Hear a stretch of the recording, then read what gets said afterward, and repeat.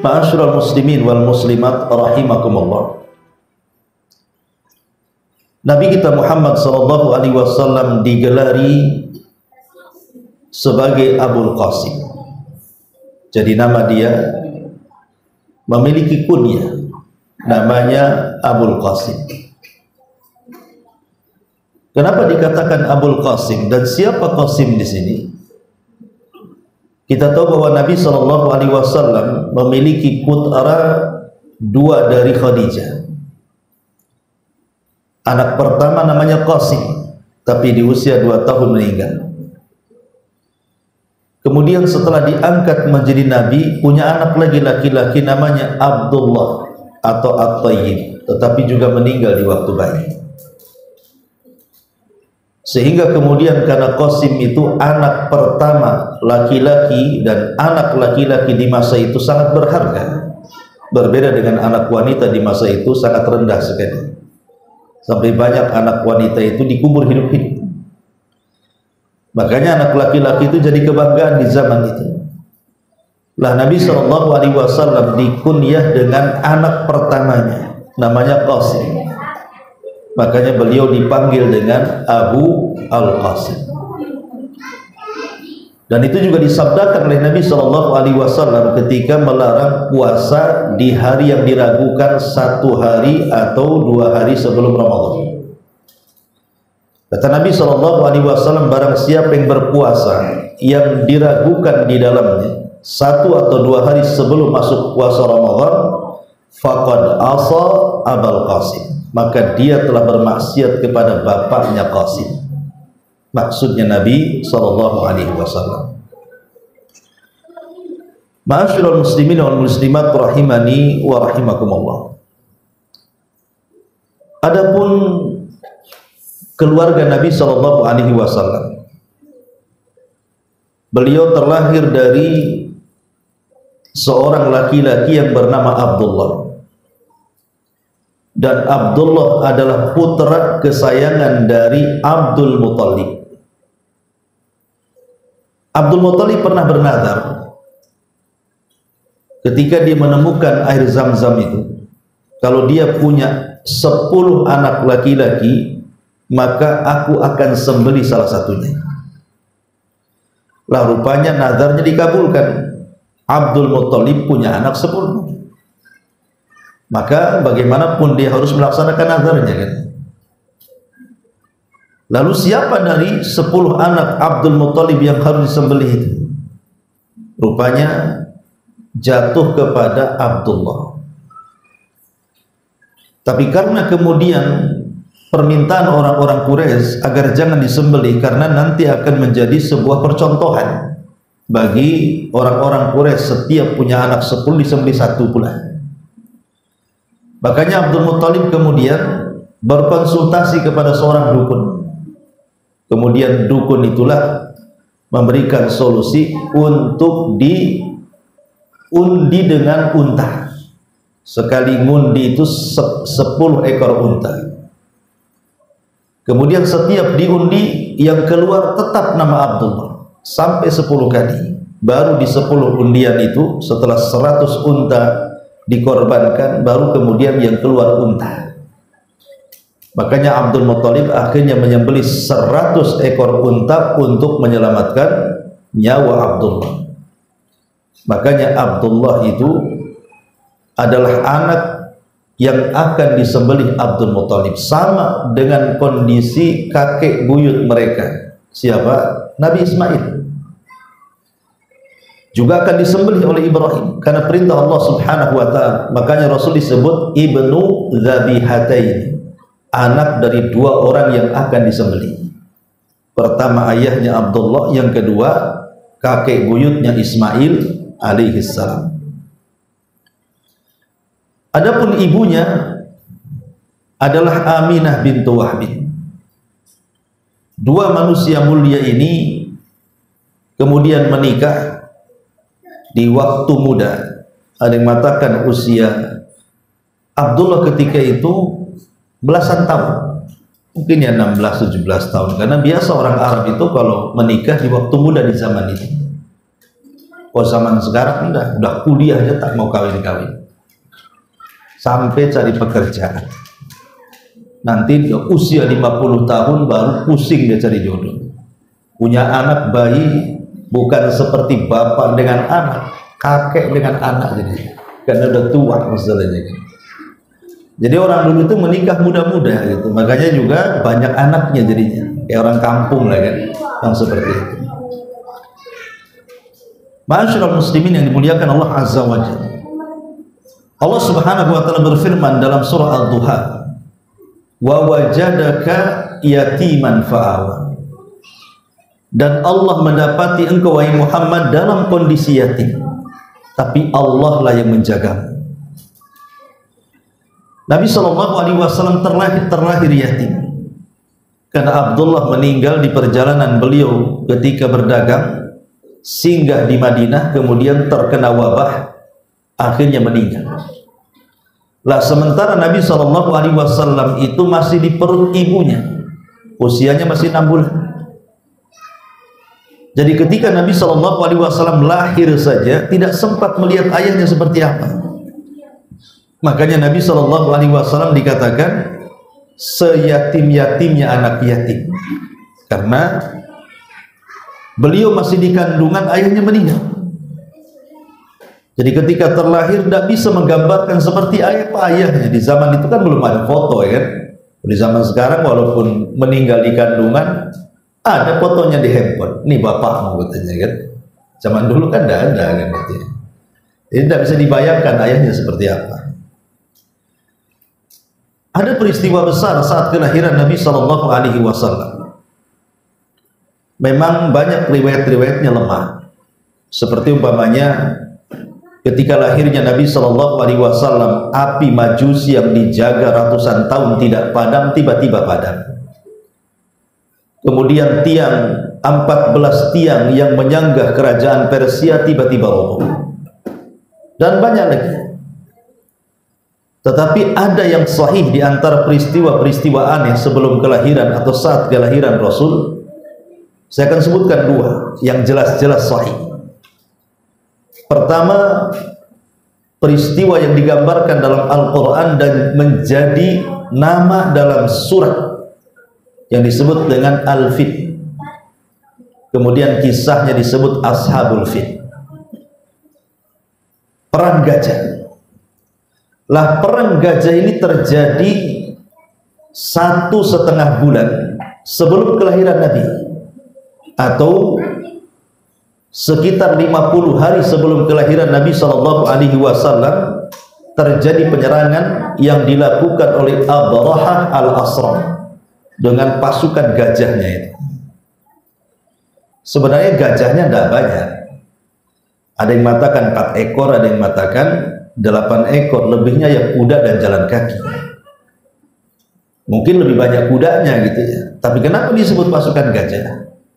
Karena orang Arab di zaman itu tidak kenal gajah dan nggak ada gajah di Arab.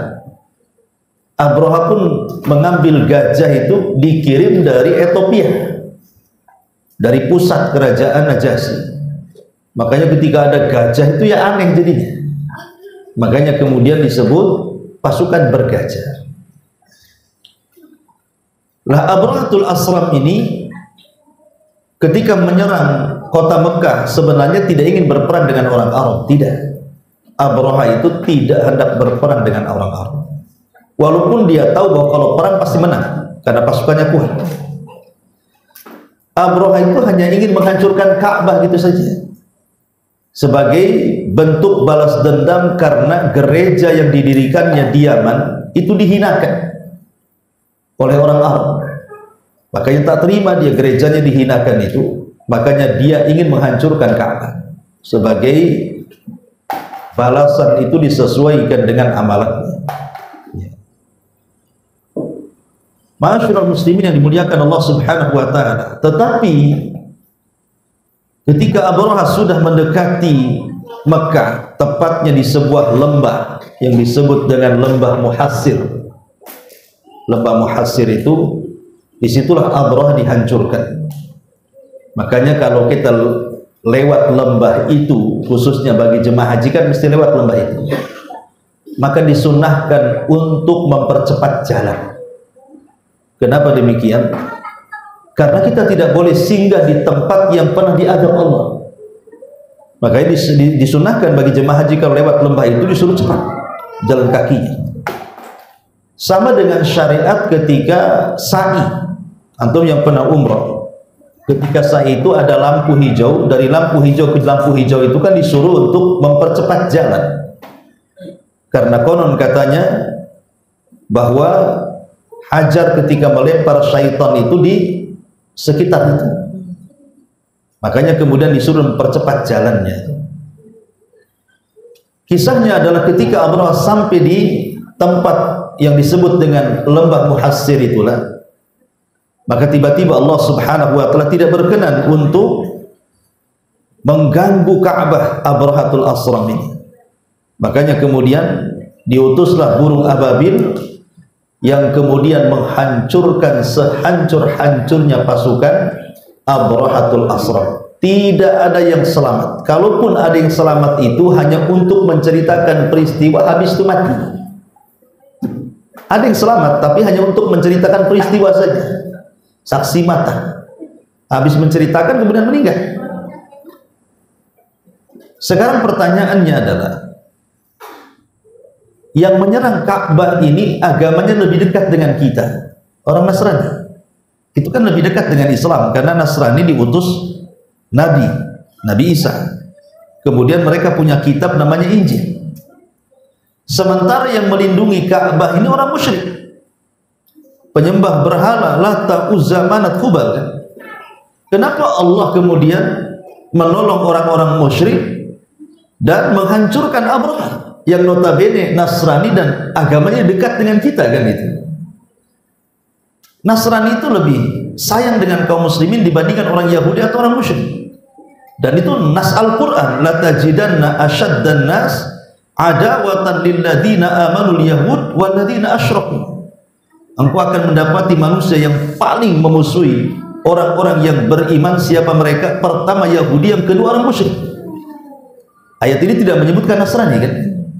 Tapi kenapa Allah tolong orang-orang musyrik dan Allah hancurkan orang-orang Nasrani? Sebenarnya Allah tidak menolong orang-orang musyrik, tidak. Tapi masalahnya dalam penyerangan itu ada rahasia besar, karena akan lahir 50 hari setelah peristiwa itu seorang nabi dan rasul yang akan menutup para nabi dan rasul dan merupakan pemimpin para nabi dan rasul. Itu masalahnya. Rahasianya di situ. Kenapa Allah menghancurkan Abraha? Akan lahir, jangan macam-macam, di Ka'bah itu akan lahir seorang anak laki-laki yang sangat spesial, manusia paling agung di jagat raya ini. Makanya Allah hancurkan Abraha. Kemudian peristiwa yang kedua adalah munculnya bintang Ahmad, dan tidak diketahui kemunculannya kecuali orang-orang Yahudi yang ada di kota Madinah. Kenapa di Madinah? Kala itu mayoritas orang-orang Yahudi bercokol di situ. Hijrah dari Yerusalem, hijrah dari Syam ke Madinah, karena ada informasi dari padri mereka, tokoh mereka, bahwa di situ akan lahir seorang nabi. Mereka sangka nabi itu turunan mereka, Bani Israel. Rupanya salah. Nabi itu muncul dari Bani Ismail alias orang Arab yang selama ini menjadi musuh mereka. Lah ketika kemunculan bintang itu, semua tokoh-tokoh Yahudi keluar. Kemudian mereka mengatakan kepada orang-orang Yahudi yang ada di Madinah dan sekitarnya sampai kepada Khaybar, ada enggak di malam kemunculan bintang itu seorang anak yang lahir? Rupanya malam itu tidak ada orang yang lahir, orang-orang Yahudi. Jadi mereka penasaran, harusnya ada yang lahir, karena bintang Ahmad itu menunjukkan kelahiran Nabi yang mereka tunggu. Rupanya dari arah Mekah mereka mendengar di malam itu ada orang yang lahir dari rumah Aminah bintu Wahid.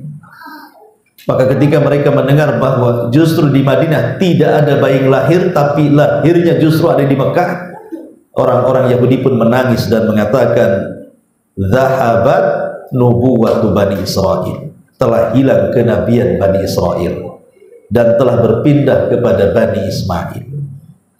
Artinya orang Yahudi mengakui itu, tapi mereka karena hasadnya, kenapa Nabi itu lahir dari orang Arab, tidak lahir dari perut mereka Bani Israel. Sejak itulah Yahudi tidak pernah mau mengikuti Nabi kita sampai hari ini.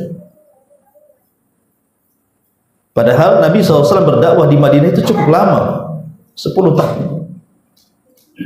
Artinya kan lama, tapi tidak ada orang masuk Islam dari kalangan Yahudi kecuali kurang dari 10 orang. Dari sekian ribu orang Yahudi itu bisa dihitung dengan jari saja.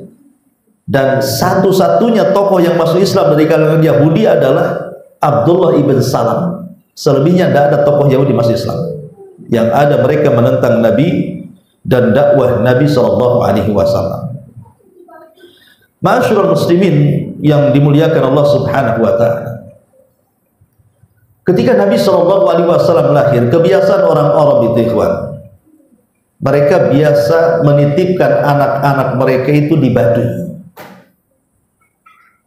Jadi orang-orang kota di masa itu kalau lahir anak bayi, maka mereka akan menitipkan di pedesaan.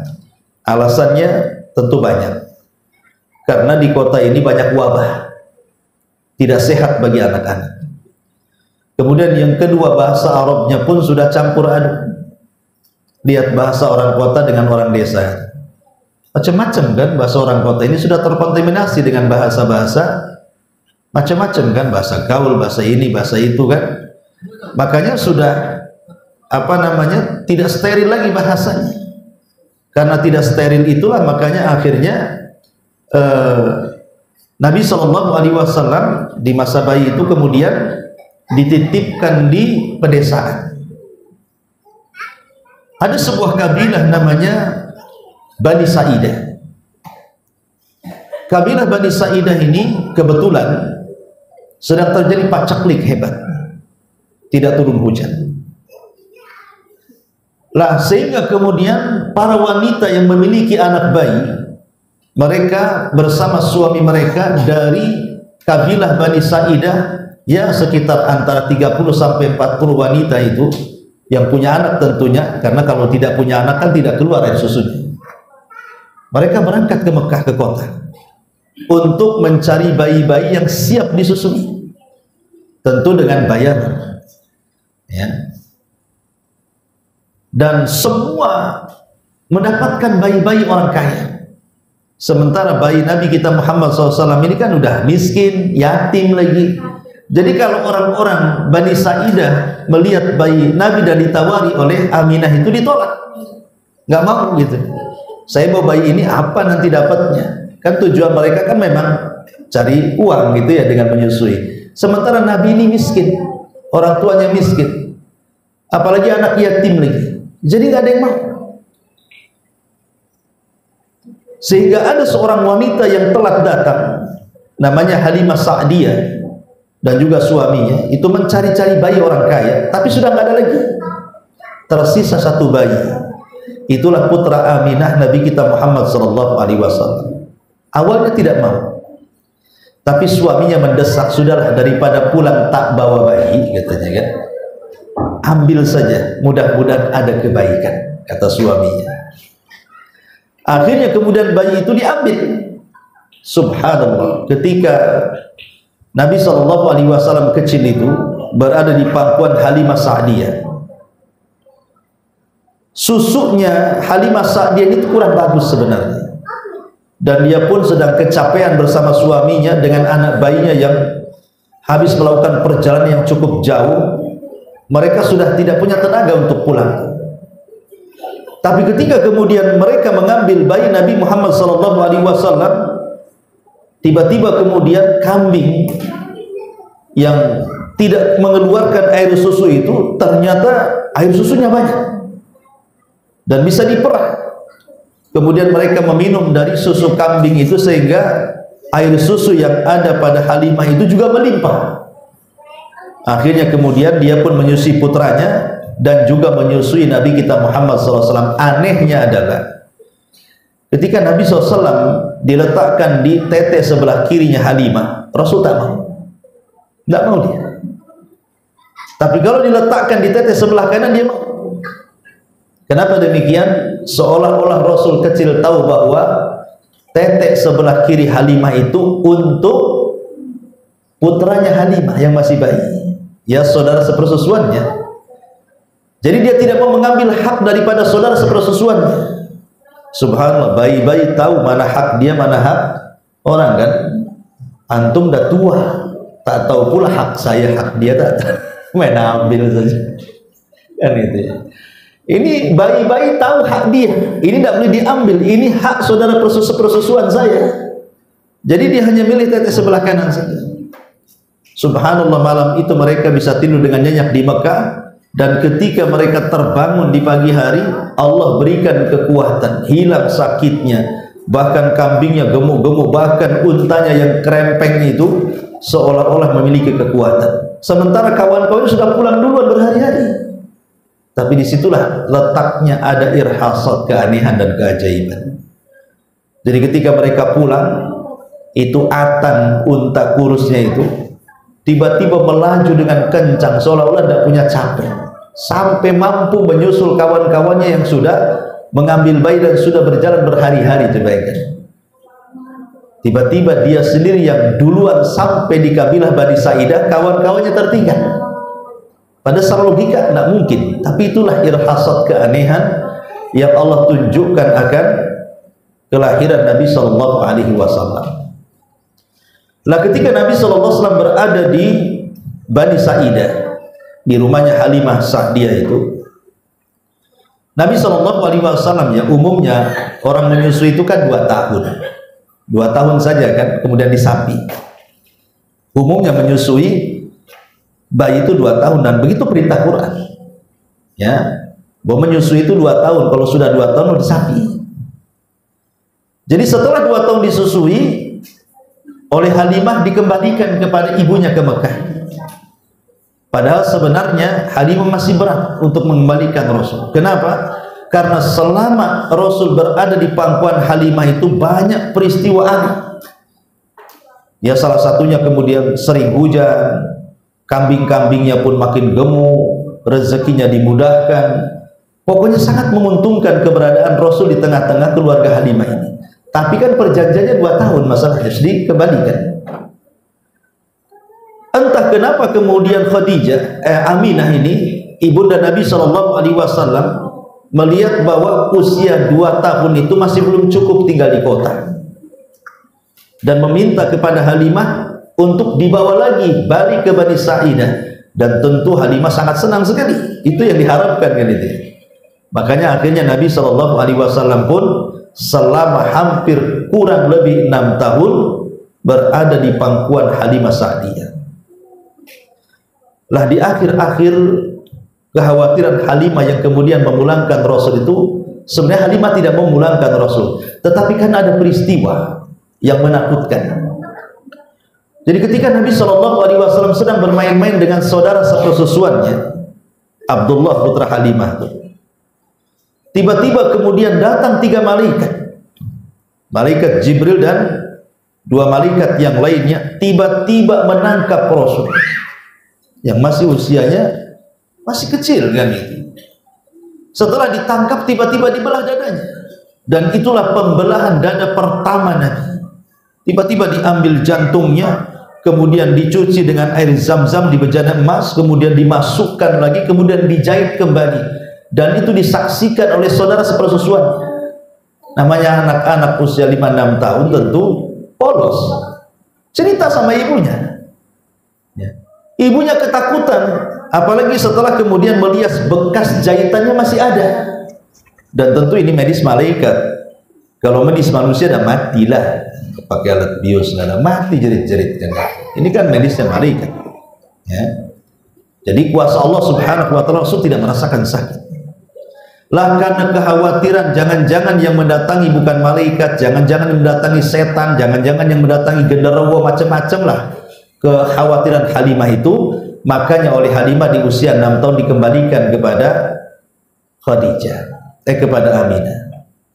Tapi anehnya ketika kemudian Halimah menceritakan peristiwa itu, peristiwa tentang hal yang menakutkan, pembelahan dada itu, kok kayaknya tidak ada khawatir di raut muka Aminah. Sampai Aminah mengatakan, aku tidak heran dengan anakku, karena peristiwa yang lebih memukau saat kelahiran aku pernah menyaksikannya, kata. Jadi saat Rasul dilahirkan, sebagaimana Rasul sendiri yang cerita, ketika dilahirkan oleh Aminah, tiba-tiba memancar cahaya dari rahimnya, kemudian melesat ke arah timur dan barat, seolah-olah ingin mengatakan bahwa bayi ini kelak kalau sudah tumbuh dewasa akan menguasai Persia dan Romawi, karena cahayanya melesat ke sana.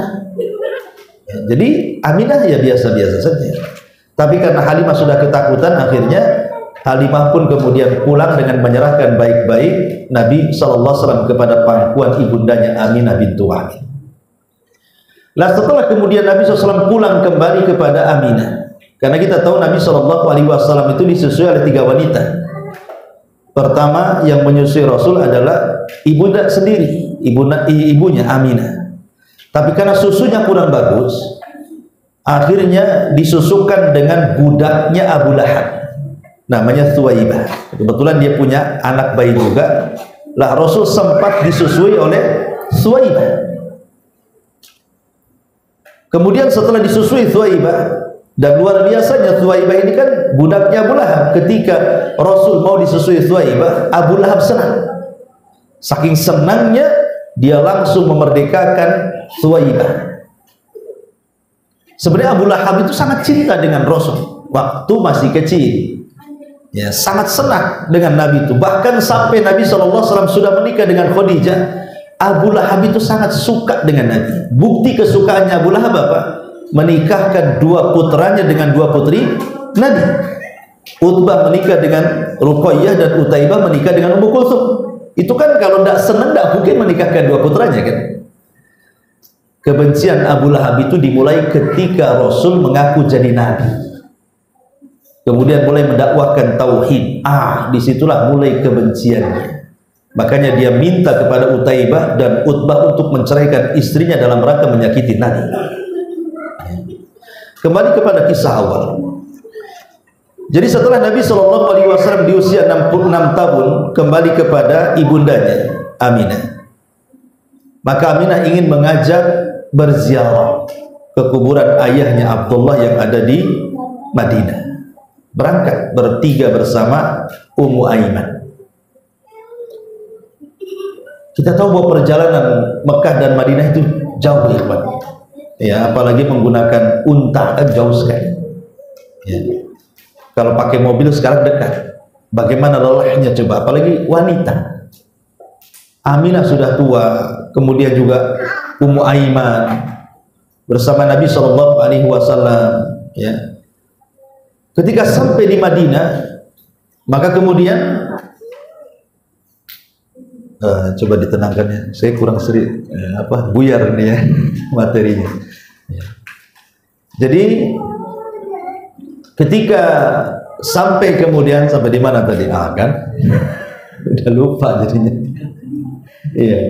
Jadi Jadi ketika kemudian Nabi SAW bersama Aminah dan juga Ummu Aiman, tenangkan aja, tenangkan. Afwan ya, Masya Allah. Iya. Jadi berangkatlah kemudian ke kota Madinah. Kemudian sampai di Madinah, berziarah ke kuburan ayahnya Abdullah. Ya. Kemudian setelah berziarah dan menetap di Madinah, karena bagaimanapun saudara-saudara Aminah juga banyak yang ada di Madinah, jadi menetap beberapa hari di Madinah. Kemudian setelah itu mereka pulang, tapi Allah takdirkan di sebuah tempat namanya Abwa. Abwa itu pertengahan antara Mekah dan Madinah. Di situ ada kota Abwa. Lah disitulah Aminah kemudian jatuh sakit. Subhanallah, sakitnya tidak tertolong. Akhirnya Allah takdirkan Aminah pun meninggal dunia di usia Nabi 6 tahun. Berarti genaplah Rasul dari yatim menjadi piatu. Yatim piatu. Ini istilah Indonesia. Kalau orang Arab nggak kenal piatu, di sana kenalnya ya yatim saja. Ya kan? Jadi akhirnya Ummu Aiman ini membawa Nabi SAW pulang. Setelah sampai di kota Mekah, kemudian diserahkan kepada kakeknya Abdul Muthalib. Yang ketika itu Abdul Muthalib menjadi pemimpin Arab. Ingat, pemimpin Arab itu hanya ada dari dua kabilah saja. Pertama kabilah Bani Hashim, dan yang kedua kabilah Bani Mahzum. Adapun yang lainnya sekitar 20 kabilah itu kecil-kecil. Kalau keseluruhannya disebut Quraisy, ya. Jadi Quraisy ini terdiri dari banyak kabilah. Yang paling besar itu Bani Hashim dengan Bani Mahzum. Lah kebetulan ketika itu Mekah dikuasai oleh Bani Abdi Manaf, Bani Hashim, oleh kakeknya Rasul namanya Abdul Muthalib. Tapi setelah wafatnya Abdul Muthalib diganti kepemimpinan oleh Bani Mahzum. Siapa? Abu Jahal penggantinya, yang dikenal dengan Amr bin Hisham, dikenal dengan Abu Jahal. Jadi kemudian tidak lama dengan kakeknya, dari usia 6 tahun, 7 tahun sampai 8 tahun Allah takdirkan meninggal dunia. Kakeknya meninggal dunia, padahal sangat sayang dengan Nabi SAW, karena Abdul Muthalib itu punya firasat dengan Nabi bahwa ini orang akan jadi orang besar. Dan yang memberi nama Muhammad sendiri Abdul Muthalib. Saat lahir Abdul Muthalib itu bermimpi. Dalam mimpinya kemudian dia punya cucu, kemudian diberitahu dalam mimpinya untuk diberi nama Muhammad. Makanya ketika lahir saja bayi itu langsung dibawa ke dalam Ka'bah, kemudian langsung diberi nama Muhammad, dan diberitahu masyarakat Arab bahwa ini cucuku namanya Muhammad. Dan ketika itu tidak ada orang yang namanya Muhammad. Dan Muhammad itu artinya kathratul hamdi, orang yang banyak dipuji. Makanya kenapa Abdul Muthalib ini mengajarkan kepada kita soal apa? Berilah nama anak itu nama terbaik. Karena buktinya ketika Abdul Muthalib memberi nama putra Aminah itu dengan Muhammad, orang yang akan banyak dipuji, menjadi kenyataan kan? Dan hari ini tidak ada nama yang paling banyak di dunia melebihi nama Muhammad. Coba. Makanya ketika Allah Subhanahu wa taala menurunkan ayat inna syani'aka huwal abtar, sesungguhnya yang membenci wahai Muhammad mereka yang akan terputus penyebutannya, menjadi sebuah kenyataan. Lihat, musuh-musuh Nabi tidak pernah disebut-sebut sampai hari ini. Kalaupun disebut namanya hanya untuk dalam bentuk celaan saja. Seperti Abu Lahab disebutnya, Abu Jahal disebut hanya untuk mencela. Tapi nama Muhammad SAW akan terus mengiang di telinga kaum muslimin, bahkan di telinga semua manusia, dari ujung barat timur sampai ke mana-mana. Ketika adzan disebut nama Muhammad, ketika bersolawat disebut nama Muhammad, ketika tasyahud dalam salat disebut nama Muhammad, ya kan? Ketika ada mu'allaf disebut nama Muhammad. Dulu namanya Michael, masuk Islam Muhammad Michael. Semua, bahkan orang kafir pun ada nama Muhammad itu, padahal dia bukan muslim, tapi kasih nama Muhammad atau Ahmad. Kenapa demikian? Karena nama ini sudah direkomendasikan Allah, wa rafa'na laka dzikrak, kami akan angkat penyebutannya. Tapi musuh-musuh Allah, musuh-musuh Nabi tenggelam namanya. Sampai orang kafir atau sesama musyrik hari ini pun tidak mau memberi nama anak-anak mereka dengan nama musuh-musuh Nabi. Pernah antum dengar ada orang kafir dikasih nama anaknya Abu Jahal? Siapa namanya? Abu Jahal, Abu Lahab. Nggak ada. Orang kafir pun tak mau. Coba bayangkan, orang kafir pun benci dengan nama itu. Buktinya nggak ada anak-anak orang kafir dikasih nama musuh-musuh Nabi. Itulah terputusnya penyebutan mereka. Nah, setelah kemudian usia Rasul SAW di 8 tahun, kemudian kakeknya meninggal Abdul Muthalib, maka sebelum meninggal Abdul Muthalib bertitip pesan kepada siapa? Abu Thalib. Kenapa Abu Thalib? Paman Nabi banyak yang kaya. Abu Lahab kaya, Hamzah kaya. Kenapa dititipkan kepada Abu Thalib yang miskin? Pamannya Rasul itu banyak loh. Pamannya Rasul banyak yang kaya-kaya itu. Tapi kenapa diserahkan dan diwasiatkan untuk merawat Rasul itu kepada Abu Thalib? Karena Abdul Muthalib itu istrinya banyak. Istrinya banyak, anaknya juga banyak. Dan yang seibu sebapak dengan ayahanda Rasul itu adalah Abu Thalib, itu saudara kandung. Adapun paman-paman Rasul yang lain itu saudara seibu. Tentu ketika saudara itu sekandung, ikatan emosionalnya itu kan lebih erat gitu ya. Makanya kemudian Abdul Muthalib lebih memilih Abu Thalib untuk merawat Nabi Shallallahu Alaihi Wasallam. Padahal anaknya banyak dan miskin Abu Thalib itu. Rupanya memang Allah sudah mentakdirkan seperti itu. Rasul harus memang digembleng dari kecil supaya hidup prihatin, diajari kesabaran karena dia akan menjadi orang sukses nantinya. Ma'asyiral muslimin yang dimuliakan Allah Azza wa Jalla, ketika Nabi SAW di usia 8 tahun kemudian beralih tangan kepada Abu Thalib. Abu Thalib juga sayangnya kepada Rasul melebihi anak-anaknya. Luar biasa. Jadi Abu Thalib itu sayangnya kepada Rasul itu luar biasa, melebihi anak-anaknya. Ketika Nabi SAW kemudian di usia 12 tahun, biasa usia 12 tahun, 13 tahun, belasan tahun lah, walaupun belum balik, orang-orang Quraisy itu sudah biasa mendidik anak-anak mereka sedari kecil untuk menjadi pembisnis ulung. Karena yang namanya darah perdagangan, dunia bisnis, dunia dagang itu sudah mengakar mengurat di tubuh orang-orang Quraisy sampai kepada anak-anaknya. Jadi anak-anak Quraisy itu cita-cita mereka ingin jadi pedagang. Semua orang-orang Quraisy, termasuk Nabi SAW. Makanya ketika kemudian Abu Thalib melakukan perjalanan dan usia Rasul sudah 12 tahun, maka Rasul meminta untuk diajak. Maka karena sayangnya, akhirnya kemudian diajak juga Rasul untuk dilatih berniaga. Berangkatlah dari Mekah ke Syam. Rupanya sampai di perbatasan Syam, tiba-tiba kemudian dicegat oleh seorang pendeta. Ada yang mengatakan pendeta ini adalah pendeta yang sangat ekstrim di kanisahnya, di tempat ibadahnya, sehingga diusir. Ya, diusir dari kaumnya, kemudian tinggal di padang pasir. Ada yang mengatakan pendeta ini punya pengawal dukun, dan dukun ini suka ngeramal, dan di antara ramalannya bahwa akan lewat seorang nabi di situ dengan ciri-ciri pohon atau apalah gitu. Lah entah hari itu ketika ada rombongan Abu Thalib tiba-tiba dicegat oleh pendeta ini, namanya Buhairah Rahib. Jadi kata Buhairah, jangan dulu kalian melanjutkan perjalanan ke Syam, sebaiknya kalian singgah di rumahku. Aku akan jamu makan kalian. Tumben-tumben ya, dia tidak pernah menjamu kafilah-kafilah dagang, ya lewat-lewat gitu saja. Ketika kafilahnya Abu Thalib dicegat pula disuruh makan. Ketika makan, kemudian sang pendeta mengatakan, ada yang kurang di antara kalian. Kata Abu Thalib, ada putraku, dia yang menjaga barang-barang di luar. Kata Buhairah, suruh dia masuk.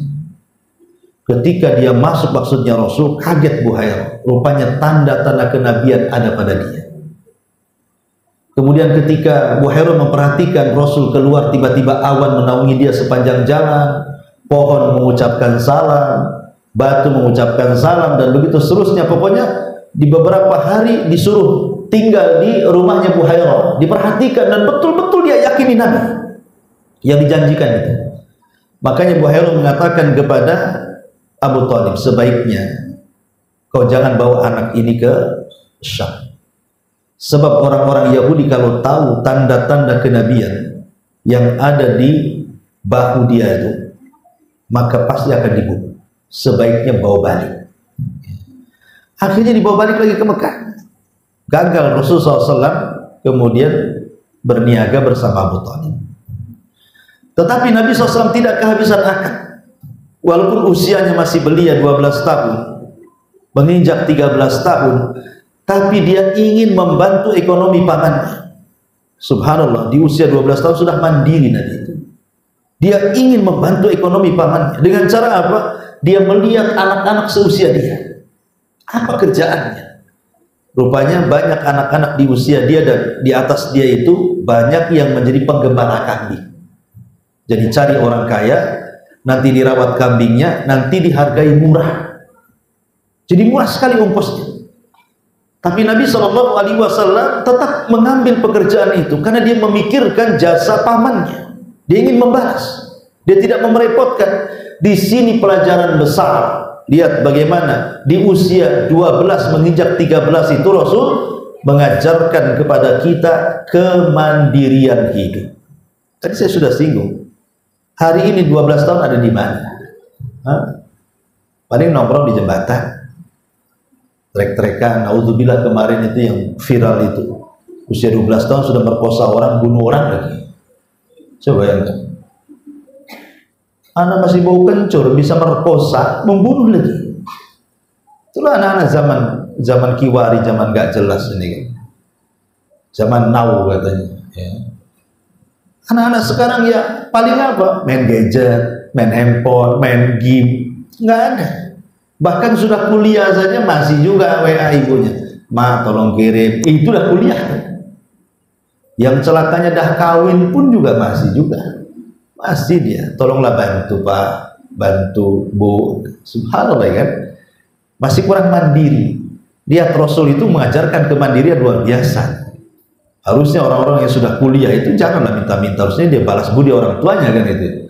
Anda masih mereteli juga orang tuanya. Jadi Nabi SAW diarahkan untuk menjadi penggembala kambing. Kenapa tidak unta saja? Kan penggembala unta gajinya lebih besar. Rupanya Allah yang berkehendak. Karena akan ada perbedaan jauh antara akhlak penggembala unta dengan akhlak penggembala kambing. Akhlak penggembala unta itu cenderung kasar. Karena tabiat unta itu dari setan masalahnya. Makanya kalau makan daging unta batal wudunya. Tapi kalau makan daging kambing tidak batal wudunya. Karena unta tercipta dari setan, artinya tabiatnya seperti setan. Jadi siapa yang menggembala unta itu akan keras hatinya seperti Umar. Umar itu penggembala unta, makanya lihat orangnya keras Umar bin Khattab itu. Karena sejak kecil dia penggembala unta masalahnya. Tapi Rasul diarahkan oleh Allah untuk menjadi penggembala kambing. Sampai ahli sejarah mengatakan apa? Min riayatil ghanami ila riayatil umami. Dimulai dari memimpin kambing, diakhiri memimpin umat. Jadi modal Nabi SAW untuk memimpin umat itu berawal dari memimpin kambing. Karena dari memimpin kambing inilah lahir keberanian. Namanya kambing diincar serigala, berarti tuannya harus melawan serigala. Timbul berani. Ya. Yang namanya merawat kambing itu harus sabar. Kalau tidak sabar matilah kambingnya tuh. Ya. Kalau merawat kambing itu harus penuh dengan kasih sayang. Tidak bisa kasar. Lari kalau kasar bisa sampai mati, sakit juga kan gitu. Jadi banyak sifat-sifat baik, mulai dari kesabaran, kemudian keberanian, kemudian kasih sayang, macam-macam lah sifat-sifat yang terlahir dari penggembala kambing itu yang jadi modal Nabi SAW untuk memimpin umat. Makanya dimulai dari memimpin kambing, diakhiri memimpin manusia, bahkan jinnya sekalian. Jadi jangan salah. Jadi kalau antum ingin menjadi ya pemimpin, menjadi leadership gitu ya, tidak usah antum kursus kepemimpinan di hotel sana hotel ini. Antum ke Tamiang saja, kan banyak kambing di situ. Setahun aja antum gembala kambing itu akan jadi pemimpin. Karena dari situ lahir akhlak yang baik kan itu. Jadi ini metode Nabi SAW. Ahli sejarah mengatakan begitu. Min riayatil ghanami ila riayatil umam. Masyarul muslimin yang dimuliakan Allah Azza wa Jalla. Tetapi dengan seiringnya waktu, Nabi SAW usianya pun sudah mulai dewasa. Memang banyak peristiwa di usia 15 tahun, 16, 17 itu seperti terjadi perang namanya perang Fijar. Kemudian ada namanya Hilful Fudul, perjanjian. Ya, kemudian ada namanya renovasi Mekah, Ka'bah. karena terjadi banjir merobohkan separuh Ka'bah. Sehingga ketika itu orang Quraisy mau merenovasi Ka'bah, merobohkan dan membangun kembali. Itu pun ketika mereka hendak merobohkan Ka'bah tidak berani, karena banyak orang-orang tua yang masih hidup yang mereka menyaksikan bagaimana Abraha dihancurkan oleh burung ababil. Tetapi ada orang tua di antara mereka namanya Al-Walid, Al-Walid ibn Mughirah. Itu orang yang sudah tua. Dia mengatakan, biar aku yang memulai menghancurkan Ka'bah. Kalau tidak ada apa-apa, berarti tidak ada apa-apa. Karena niat kita bukan menghancurkan seperti Abraha. Kita kan niatnya memperbaiki gitu. Setelah kemudian dirobohkan sedikit-sedikit, kok nggak ada apa-apa, maka serentaklah oleh masyarakat Quraisy dirobohkan Ka'bah itu. Masalahnya, sebejat-bejatnya orang jahiliyah, sejahat-jahatnya orang jahiliyah, di atas kesyirikan mereka, ketika merenovasi Ka'bah, mereka tidak menerima uang haram.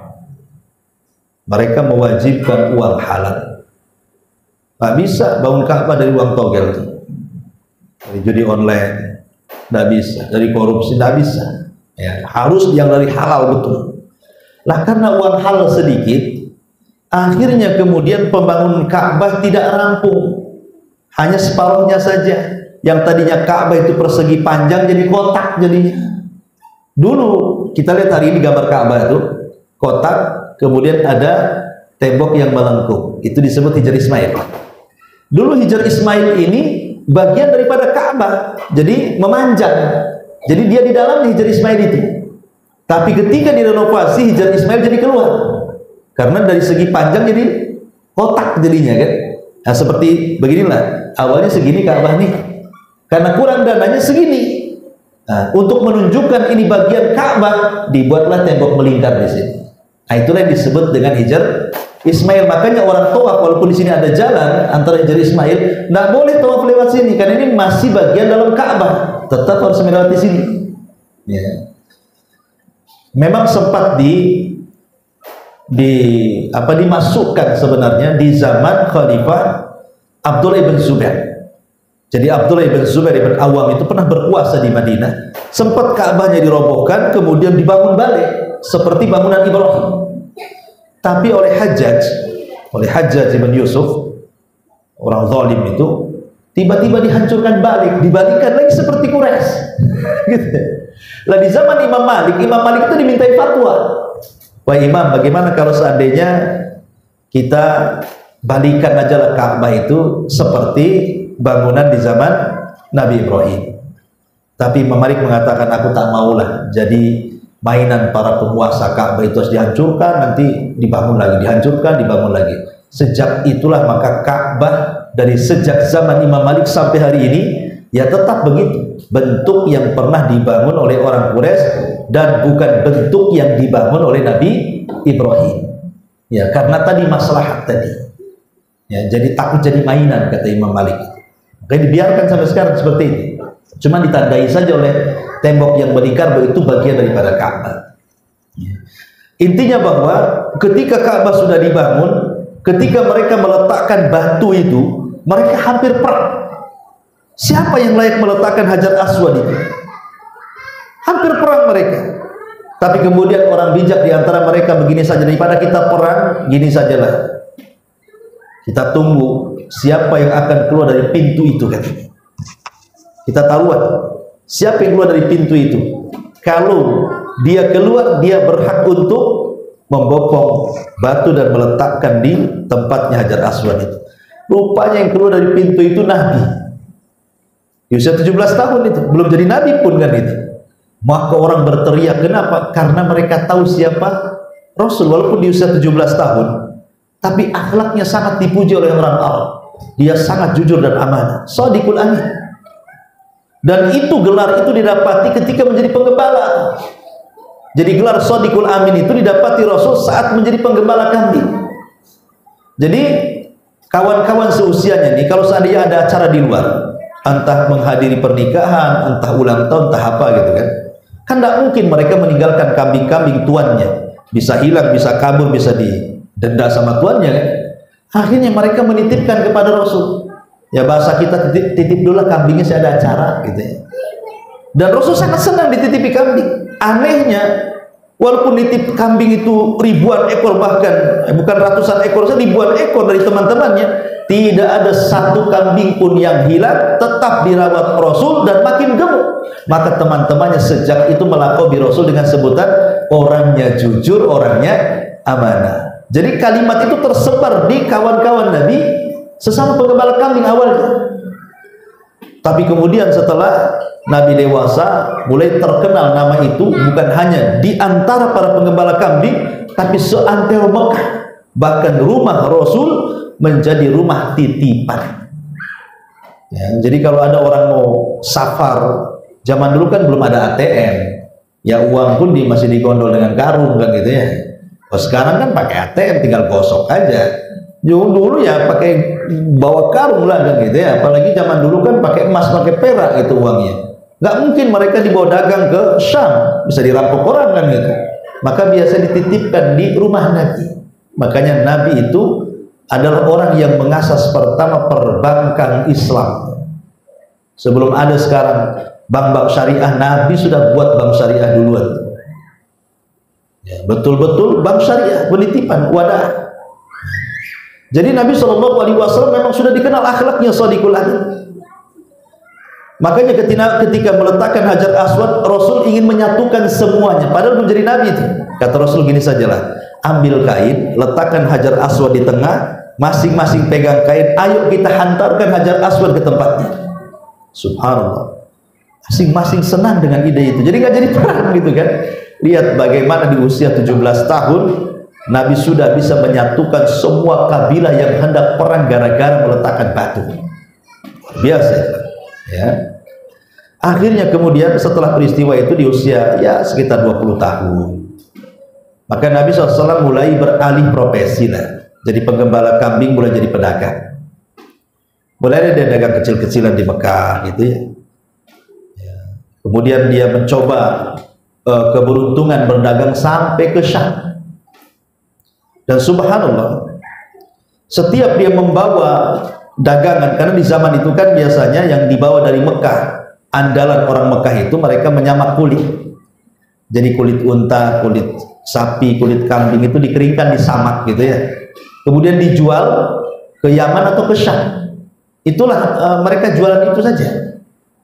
Jadi Nabi SAW terkadang bawa barang banyak gitu ya dari Mekah, kulit-kulit yang sudah disamak itu kemudian dibawa ke Syam, dan subhanallah laris. Dan selalu bawa keuntungan yang besar. Dan setiap majikan yang barangnya dibawa Rasul selalu mendapatkan keuntungan, tidak pernah ada kerugian. Sampai ketika ya usianya 23, 24 tahun gitu ya. Rupanya didengar oleh seorang wanita yang sangat tajir, miliarder. Itulah Khadijah bintu Khuwailid. Wanita kaya, wanita yang disebut wanita thahirah, wanita suci, karena walaupun dia belum masuk Islam, karena memang Rasul juga belum diangkat jadi Nabi, tapi dia sudah tidak membuka aurat, dia tutup auratnya pakai hijab. Makanya orang-orang menyebutnya wanita suci di zaman itu.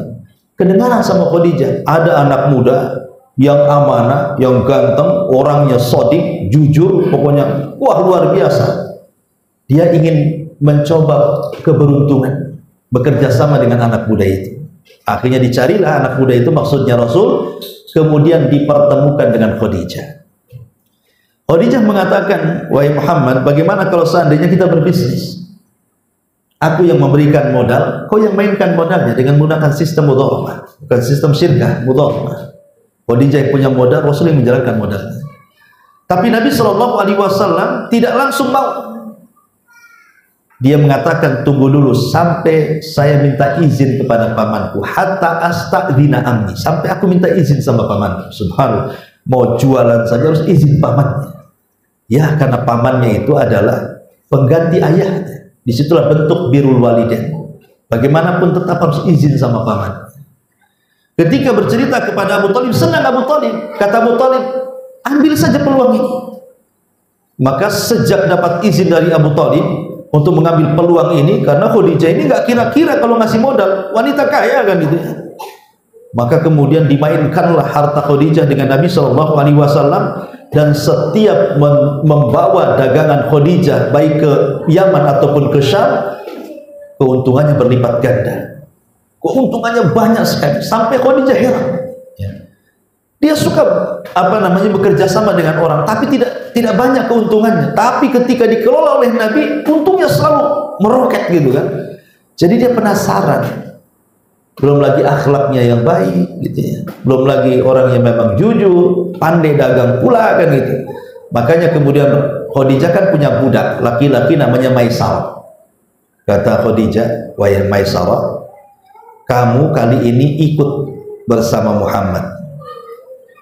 Awasi, titeni gitu bahasa kitanya ya. Lihat, catat apapun kejadian sepanjang perjalanan dari Mekah sampai ke Syam, nanti ceritakan kepadaku. Yang kau lihat dari Muhammad itu apa?" Maka Maisarah pun kemudian diikutkan dalam berniaga bersama Nabi SAW. Subhanallah, Maisarah melihat akhlak yang luar biasa. Kemudian keajaiban-keajaiban yang luar biasa. Sepanjang jalan, awan itu senantiasa mengikuti Rasul seolah-olah tidak pernah kepanasan dengan teriknya matahari. Anda tahu di Arab itu kan panas kan gitu ya. Kemudian juga batu-batu yang lewat itu mengucapkan salam. Kemudian setiap lewat pohon mengucapkan salam. Banyak keanehan yang ditulis oleh Maisarah tentang perjalanan. Belum ketika sampai di Syam, bagaimana cara berniaga yang luar biasa yang dilakukan Rasul, semua dicatat untuk dilaporkan kepada Khadijah. Jadi ketika dapat informasi dari Maisarah itulah makin suka Khadijah dengan Nabi. Belakangan jatuh cinta. Akhirnya ingin menikah dengan Rasul. Lah ketika itulah keinginannya dikemukakan kepada saudarinya namanya Nafisah. Jadi Khadijah mengatakan kepada Nafisah, "Nafisah, kau datanglah kepada Muhammad. Mau nggak dia nikah sama?" Coba. Bukan Rasul yang datang kepada Khadijah, "Mau nggak nikah dengan aku?" Ya tidak mungkin, majikannya kan gitu ya. Dia ngasih modal, kurang ajar bahasanya. Ini tidak majikannya.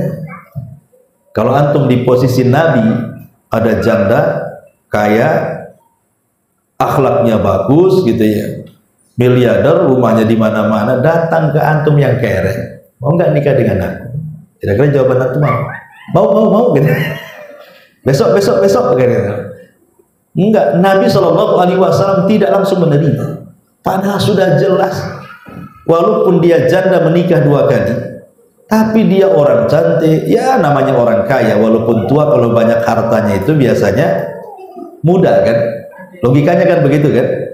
Kalau ada orang kaya, kemudian dia usianya sudah ya 40 tahun. 40 tahun kan Khadijah 40 tahun ketika menikah dengan Rasul. Dia orang-orang kaya di usia 40 tahun itu tak kelihatan tua kan? Ya karena mereka punya duit, bisa merawat. Coba orang miskin, jangan cerita 40 tahun, 20 tahun kayak nenek-nenek, karena tidak ada perawatan, tidak bisa beli skincare atau apa istilahnya kan gitu ya. Apalagi disuruh kerja sama orang tuanya, bantu orang tuanya, apalagi pun kerjanya dipanas-panaskan. Makanya lihat, Nabi SAW mendapatkan keberuntungan yang luar biasa, tapi Rasul tidak langsung mengiyakan. Dia mengatakan apa? "Tunggu dulu wahai Nafisah, bilang sama Khadijah, tunggu sampai aku minta izin pamanku." Lagi-lagi dia minta izin paman. Mau dagang minta izin, mau nikah pun minta izin. Subhanallah, birrul walidain. Ya. Orang sekarang mana, apalagi antum anak rantau, antum kawin di Batam, orang tua tak tahu, 10 tahun di Batam pulang bawa 5 anak, bingung orang tua ini siapa kan. Nggak ada izin-izin ya kan. Tapi Rasul ini mengajarkan bagaimana birrul walidain, mengajarkan birrul walidain. Ya. Masyaallah muslimin yang dimuliakan Allah Azza wa Jalla, singkat kata akhirnya menikahlah Rasul dengan Khadijah dan dilamarkan oleh Abu Thalib. Subhanallah, belum pernah terjadi di mana seorang laki-laki melamar seorang wanita yang maharnya itu sangat fantastis dan sangat menghargai seorang wanita. Di zaman itu tidak ada laki-laki yang menghargai wanita di zaman itu. Tapi Nabi SAW memberikan contoh, beginilah akhlak, bagaimana cara memuliakan seorang wanita. Maka Nabi SAW kemudian di usia 25 tahun dan sudah menjadi pedagang sukses gitu ya. Dia pun berhasil mengumpulkan banyak uang, kemudian dia membeli 20 ekor unta betina, dan unta betina itu lebih mahal dibandingkan unta jantan, dengan uang sekitar ya 400 dirham. Ya 400 dirham ya berapalah ya, banyak juga 400 dirham. Karena rata-rata Nabi Shallallahu Alaihi Wasallam kalau menikah itu maharnya 400 dirham dengan semua istrinya Rasul kan 11 ya, baik dengan Aisyah maharnya 400 dirham, kemudian dengan apa namanya Saudah juga 400 dirham, dengan Hafsah rata-rata mahar Rasul itu 400 dirham, kecuali Khadijah. Khadijah itu plus uang plus unta, jadi luar biasa maharnya. Karena memang itulah wanita yang paling dicintai Nabi Shallallahu Alaihi Wasallam. Dan selama menikah dengan Khadijah, Rasul tidak pernah poligami dan sangat mencintai Khadijah. Makanya kematian Khadijah itu sangat memukul Nabi sampai tahunnya disebut tahun kesedihan. Setahun tidak bisa melupakan Khadijah. Makanya luar biasa itu Khadijah di mata Nabi Shallallahu Alaihi Wasallam, sampai satu hari Aisyah itu pernah cemburu. Karena biasanya begini, kalau ada saudari Khadijah bertamu ke rumah Rasul, Rasul ini terkadang suara saudari dengan Khadijah itu hampir mirip-mirip suaranya. Jadi kalau diingatkan dengan suara saudarinya Khadijah itu teringat dengan Khadijah. Kalau teringat dengan Khadijah langsung menyembelih kambing, kemudian dagingnya dibagi-bagikan ke saudara-saudara dan teman-teman Khadijah. Sehingga Aisyah ini heran dengan perlakuan Nabi kepada Khadijah dan mengatakan, Rasul, di depanmu ada gadis masih muda, cantik, kok bisa kamu memuji nenek-nenek yang sudah mati?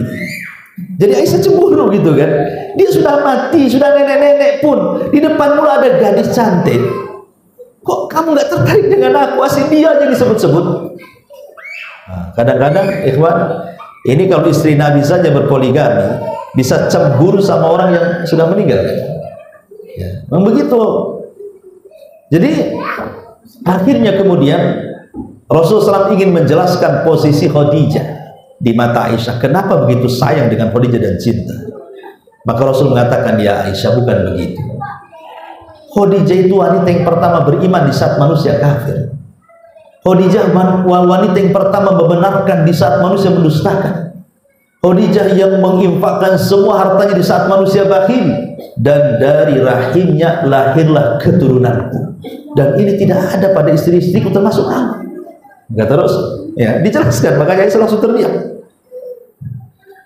Jadi masyarakat muslimin yang dimuliakan Allah Azza wa Jalla, maka menikahlah Nabi dengan Khadijah. Akhirnya lahir dari perut Khadijah 2 laki-laki dan 4 wanita.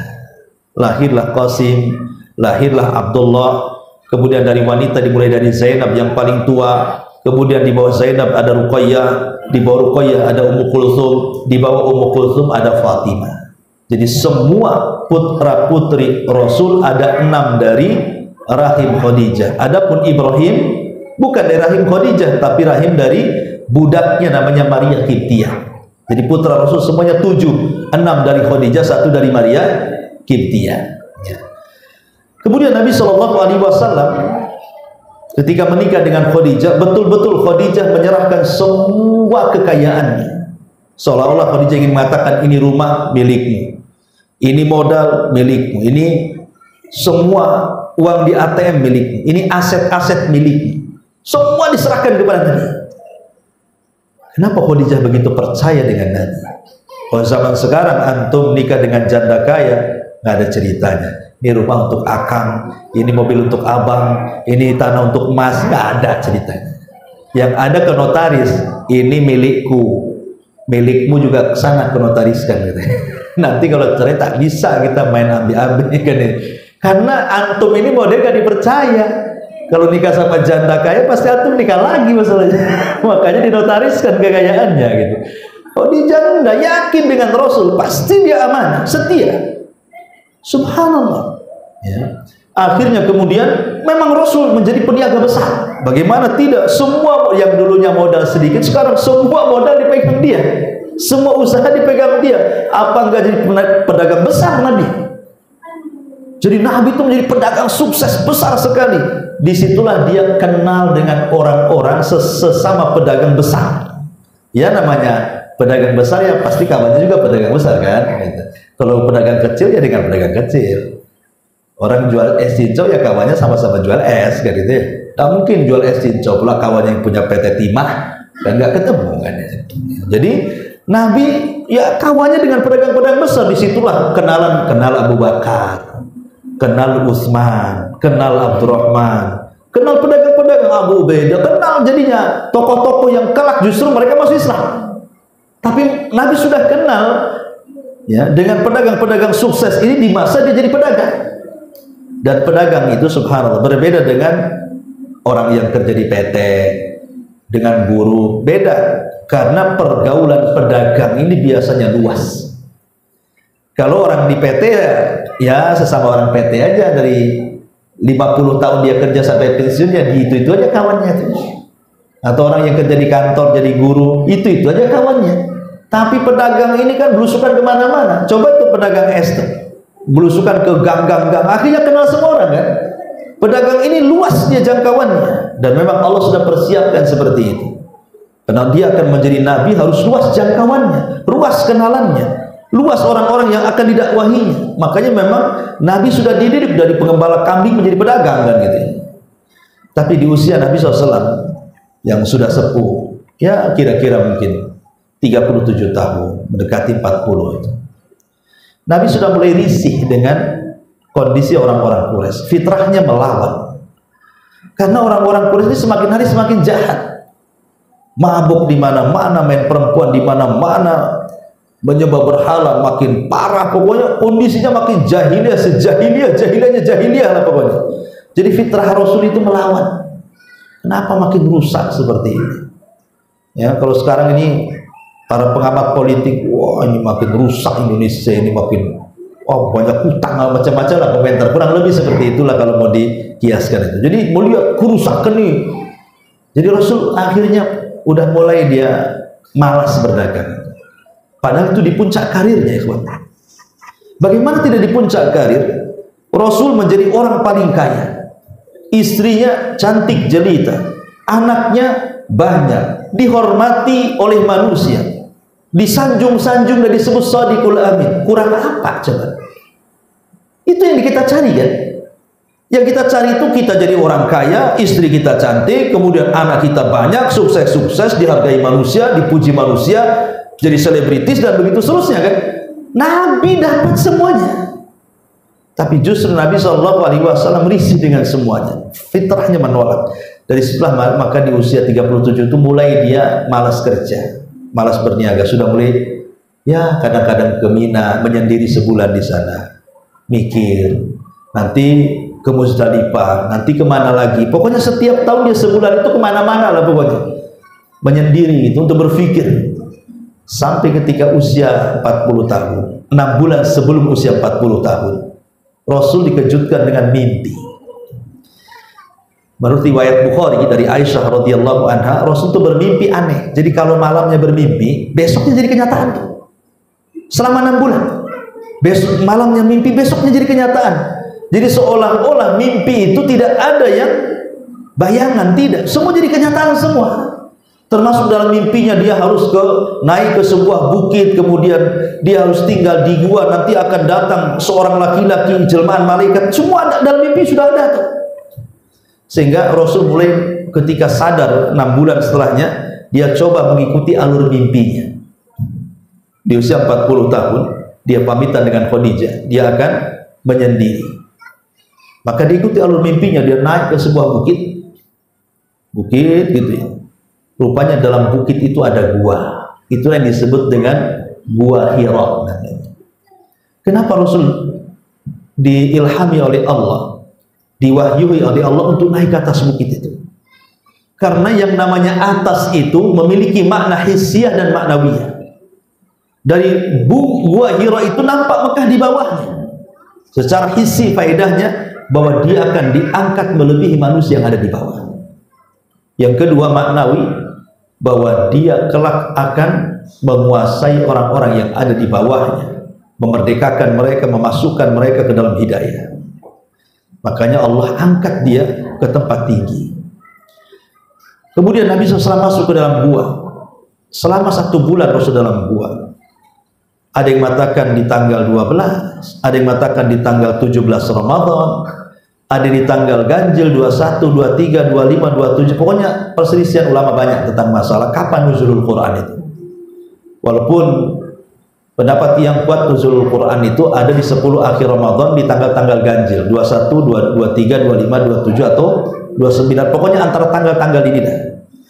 Ketika Nabi sedang asik tafakur, ya, sedang asik memikirkan kekuasaan Allah Subhanahu wa taala, disitulah di waktu mendekati fajar, tiba-tiba datang Jibril dalam bentuk manusia yang sangat bersih, masuk ke dalam gua.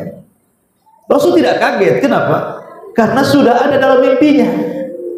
Makanya Rasul biasa-biasa saja. Kok jadi betul mimpinya nih? Tiba-tiba mendekati Rasul, merangkul Rasul, tiba-tiba membisikkan di telinga Rasul, "Iqra ya Muhammad." Baca wahai Muhammad. Dalam pikiran Rasul, baca itu artinya ya baca tulis. Lah Rasul buta huruf, tidak bisa baca, tidak bisa nulis. Makanya Nabi SAW mengatakan, "Ma ana biqari." Saya tak bisa baca. Ya, saya tak bisa baca.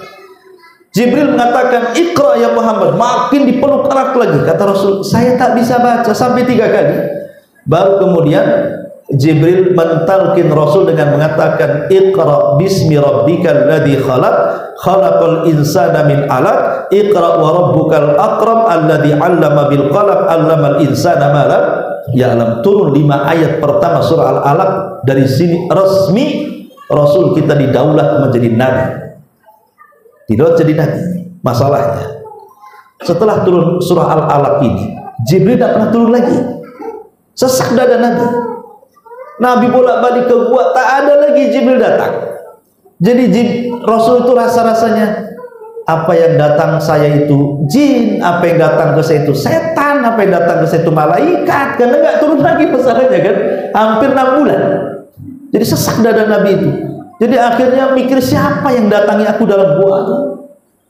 Jadi setelah 6 bulan Rasul balik lagi ke gua. Mudah-mudahan orang itu datang lagi. Setelah tidak ketemu di gua, dia pun mau pulang. Disitulah dia kaget, rupanya ada suara dari langit. "Hei Muhammad, kemari," kata. "Hei Muhammad, kemari." Rasul tengok kanan, tak ada orang, kiri tak ada orang, depan belakang tak ada orang. Siapa yang manggil nih? Kemudian ketika dia betul-betul suara itu didengarkan, rupanya dari langit suara itu. Ketika dia mendongak ke atas, disitulah Rasul tiba-tiba menggigil ketakutan. Kenapa?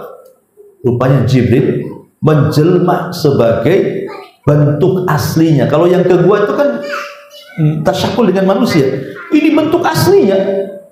Yang satu sayapnya itu terbentang antara terbit matahari dan terbenamnya. Sadal ufuk, bayangkan. Itu satu sayap. Yang kalau kita nengok ke depan kanan sayap, ke belakang sayap, ke kiri kanan sayap, seolah-olah langit ditutupi sayap. Apa nggak menggigil nanti coba? Contoh nih, antum bersih-bersih di got sini, tiba-tiba ketemu ular piton 50 meter. Apa nggak menggigil? Kan gitu. Dalam got lagi bisa ditikam gitu. Itu baru nengok ular tuh. Ular piton menggigil, mungkin kita kan nggak pernah melihat ular sepanjang ini gini. Mungkin lari terbirit-birit. Lah Rasul pun lari terbirit-birit juga, ketakutan. Lari sekencang-kencangnya dia. Kemudian sampai di rumahnya, dipanggil istrinya, "Ya Khadijah, ya Khadijah, di mana kau Khadijah?" Ketika datang Khadijah, "Ada apa wahai suamiku?" Tiba-tiba Rasul mengatakan, "Dasiruni, selimuti aku, katanya.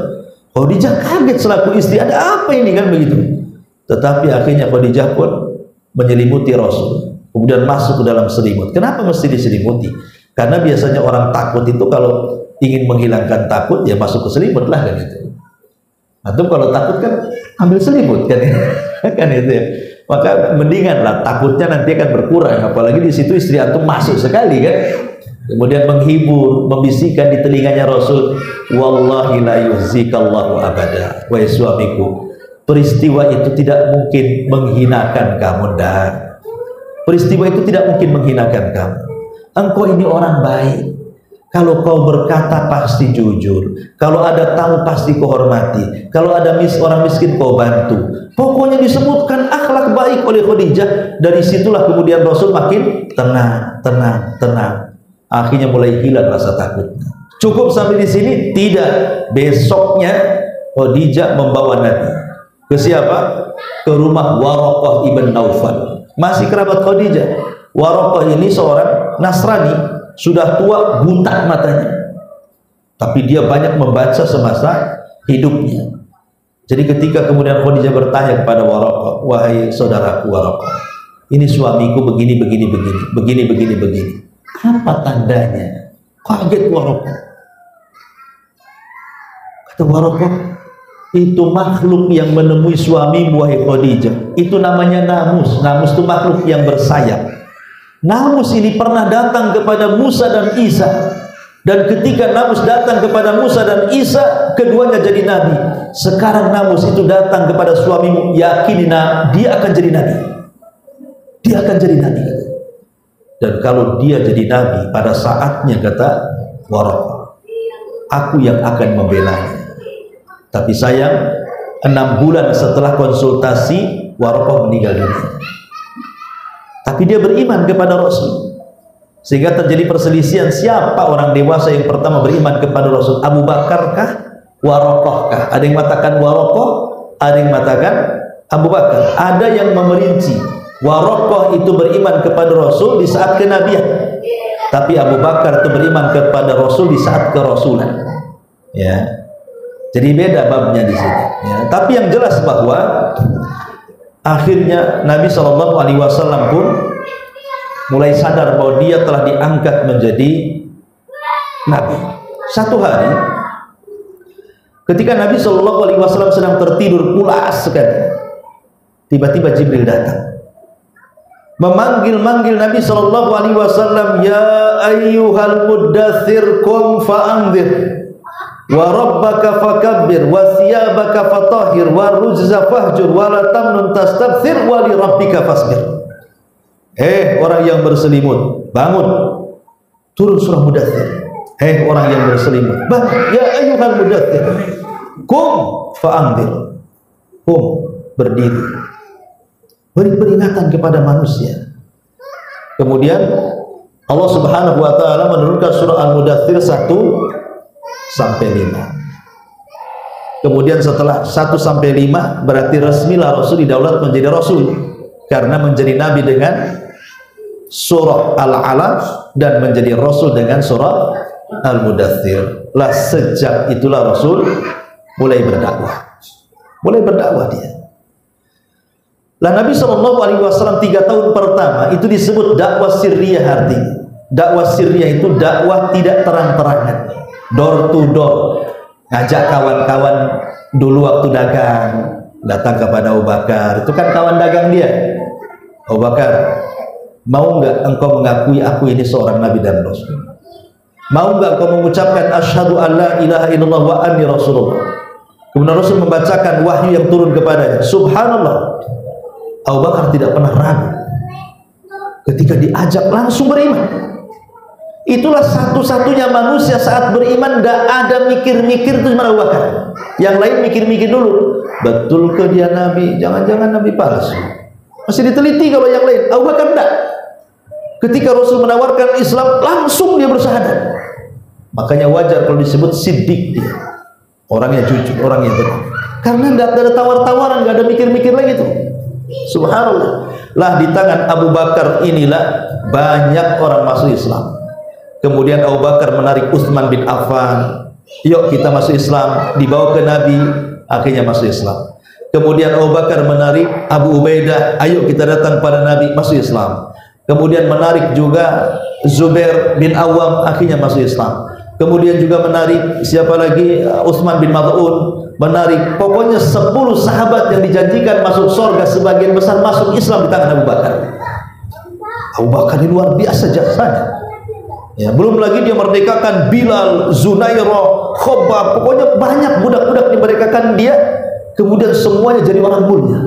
Memang mulia sekali Abu Bakar.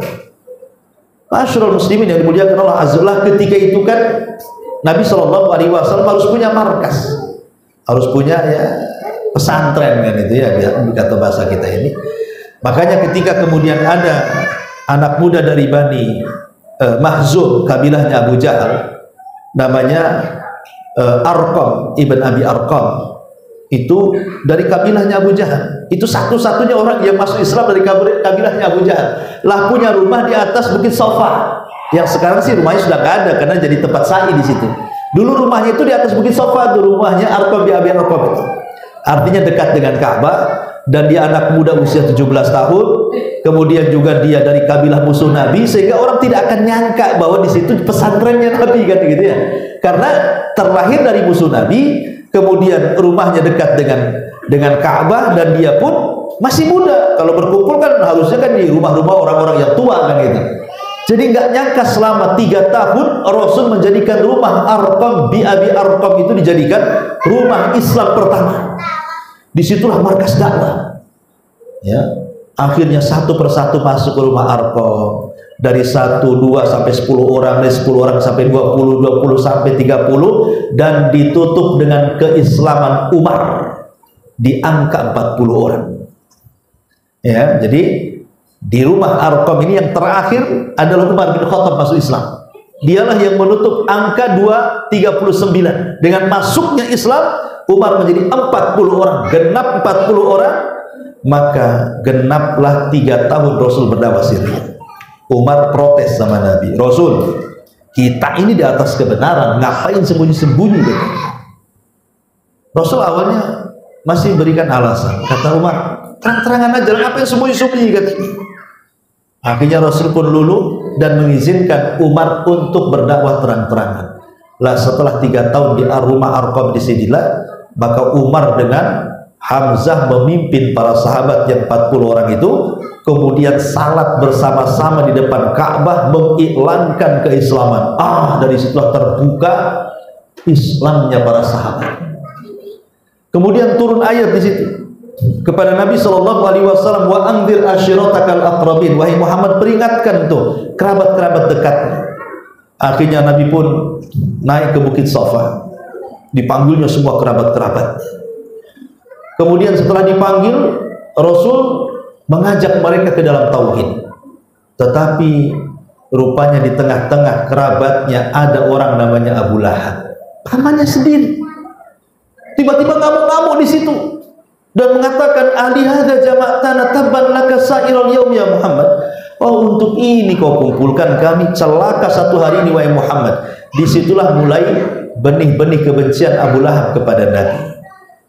Maka dia langsung memerintahkan putranya Utbah dan Utaibah, ceraikan untuk istri-istri.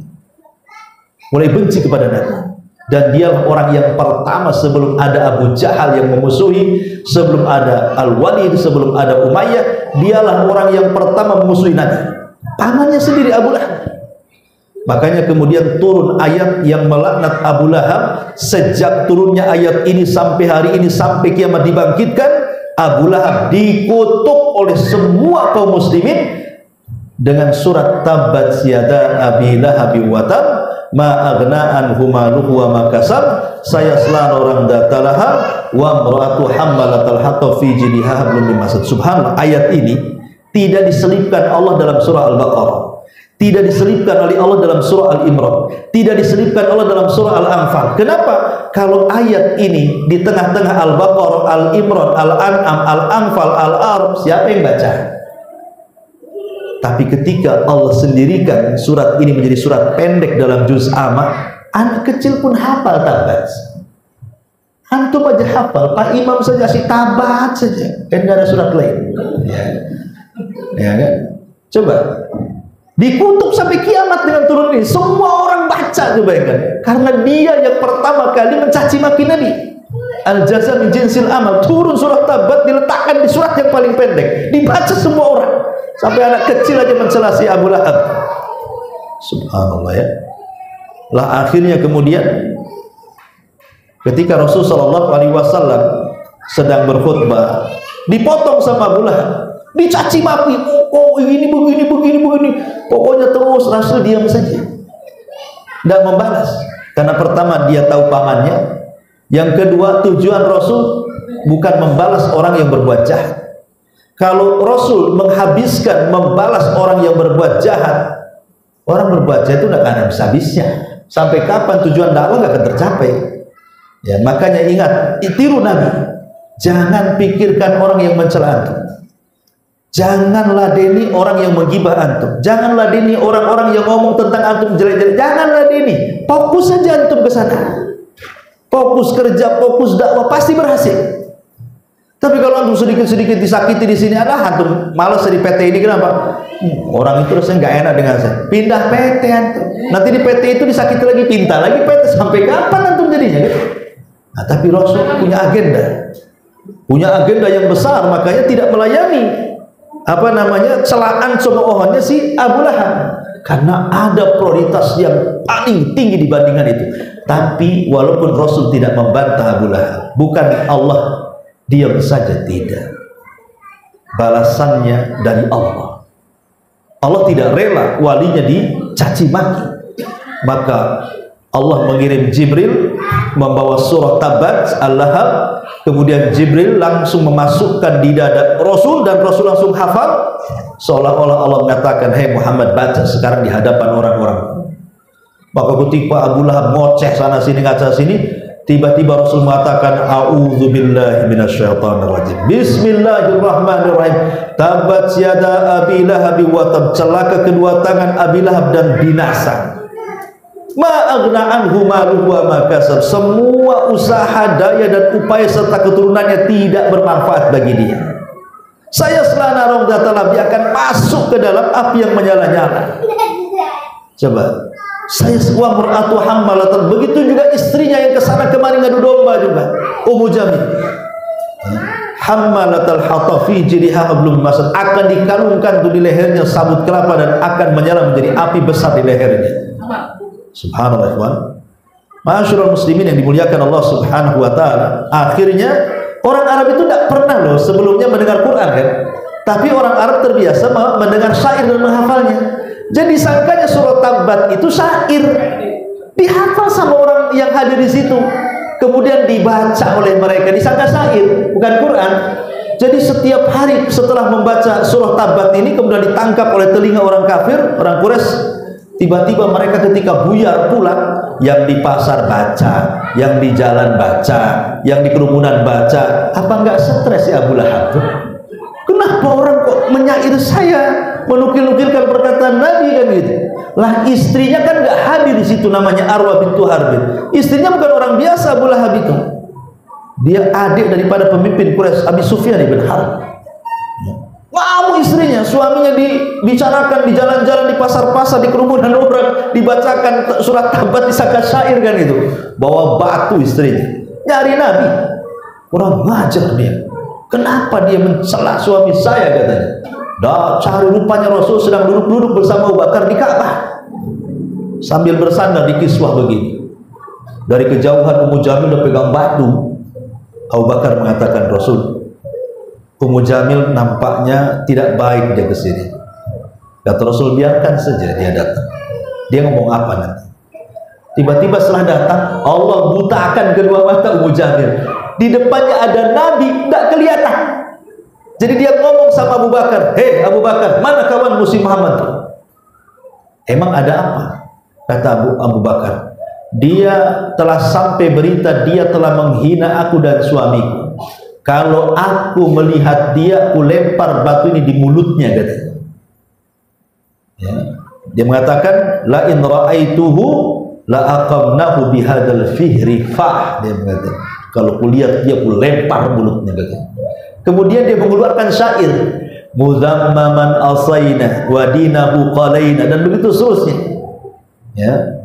Muzammam itu artinya orang yang dicela. Kalau Muhammad orang yang dipuji.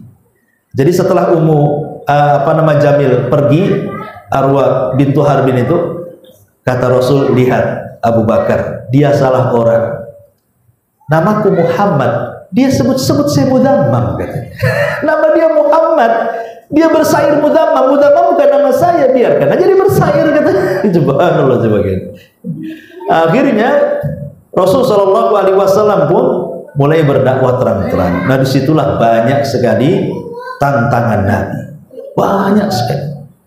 Sampai Nabi pernah diletakkan kotoran. Sampai Nabi SAW sepanjang jalan ke rumahnya diletakkan kotoran Abu Lahab. Coba bayangkan, sampai Hamzah mendengar bahwa Abu Lahab itu mencaci maki Rasul, meletakkan kotoran di pintu rumah Rasul. Ngamuk dia, padahal belum masuk Islam. Hamzah itu datang kepada Abu Lahab, diambilnya kotoran, diletakkan di depan rumah Nabi. Ketemu Abu Lahab, ditaruh di kepalanya dan mengatakan, mana akhlak, mana akhlak guys, katanya. Apa kau tahu kau menyakiti siapa? Kau menyakiti anak saudaraku sementara aku berada di atas agamanya. Padahal dia belum masuk Islam. Dia ngomong begitu, ya. Dia ngomong gitu belum masuk Islam. Tapi subhanallah, perkataan baik itu kadang-kadang jadi hidayah. Dia kan hanya ingin membela saja Rasulullah. Di depan Abu Lahab dia mengatakan, kau berani-beraninya sama dia sementara aku berada di atas agamanya. Rupanya kata-kata itulah yang menggiring Hamzah masuk Islam. Masuk Islam akhirnya dia, Hamzah. Kemudian setelah Hamzah masuk Islam, disusul Umar masuk Islam. Makanya kuat Islam itu. Tapi walaupun mereka berdua masuk Islam, tetap namanya musuh-musuh Islam lebih kuat dan lebih banyak jumlahnya. Makanya Rasul tertekan. Sampai pada waktunya, maka Bani Hashim ditekan oleh Abu Jahal itu. Serahkan Muhammad kepada kami, kami akan bunuh dia. Kalau tidak, kami akan boikot kamu. Akhirnya Bani Hashim tak menyerahkan Nabi. Walaupun mereka tidak semua Muslim, banyak juga yang kafir. Tapi orang Arab itu kan namanya fanatik kesukuan, kan tetap ada fanatik kesukuan itu. Jadi mereka tidak mau menyerahkan Nabi. Karena mereka tidak mau menyerahkan Nabi, maka sepakat 18 kabilah memboikot 2 kabilah Bani Hashim. Pertama Bani Muthalib dan juga Bani Hashim diboikot. Tidak boleh bicara dengan mereka, tidak boleh ngirim makanan kepada mereka, tidak boleh mengawini mereka, tidak boleh memberikan akses apapun jual beli dengan mereka. Selama 3 tahun mereka kelaparan, ya. Sampai akhirnya Allah takdirkan perjanjiannya dimakan rakyat. Ketika perjanjian dimakan rakyat dalam Ka'bah, itulah berarti dengan hilangnya perjanjian itu berarti hilang pula boikot itu. Maka 3 tahun disitulah harta Nabi dan Khadijah habis. Selama pemboikotan itu hartanya habis. Karena untuk memberi makan 2 kabilah, coba bayangkan, banyak jumlahnya 2 kabilah itu, habis hartanya, disinilah bangkrutnya Nabi. Tapi Rasul tidak menyesal, ini perjuangan dakwah. Harta itu buat apa, yang penting lillahi ta'ala. Lah, semenjak pemboikotan 3 tahun sampai kelaparan, sampai makan daun dan akar, itulah Abu Thalib sakit. Kemudian setelah dia sakit, akhirnya kemudian meninggal. Disusul dengan Khadijah sakit juga, akhirnya meninggal. Maka tahun itu disebut tahun kesedihan. Ketika Rasul sudah tidak ada backingan, bahasa kita ya, maka orang Quraisy mulai membidik Rasul untuk membunuh. Rasul tahu kalau dia tetap di Mekah pasti dibunuh. Maka Rasul terpikir ingin mencari areal baru untuk berdakwah. Terpikir dia ke Taif.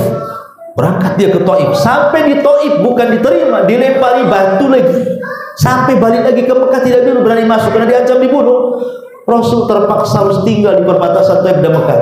Mau ke Taif dilempari, mau masuk ke Mekah diancam bunuh. Terpaksa dia beristirahat di kebun kurma milik Mughirah. Ya. Kemudian ketika dia mendapatkan perlindungan dari Adi bin Hatim, maka Rasul pun kemudian balik ke Mekah, tapi dia tidak berani dakwah terang-terangan. Balik lagi kepada dakwah Syria, kepada dakwah Syria, ya. Karena kalau terang-terangan jelas dia dibunuh. Maka Nabi SAW akhirnya makin sedih dengan peristiwa itu. Disitulah Allah ingin menghibur Rasul dengan apa? Dengan cara mengisra mi'rajkan Nabi. 1 tahun sebelum hijrah, Nabi Isra Mi'raj. Isra Mi'raj ini menarik, kenapa?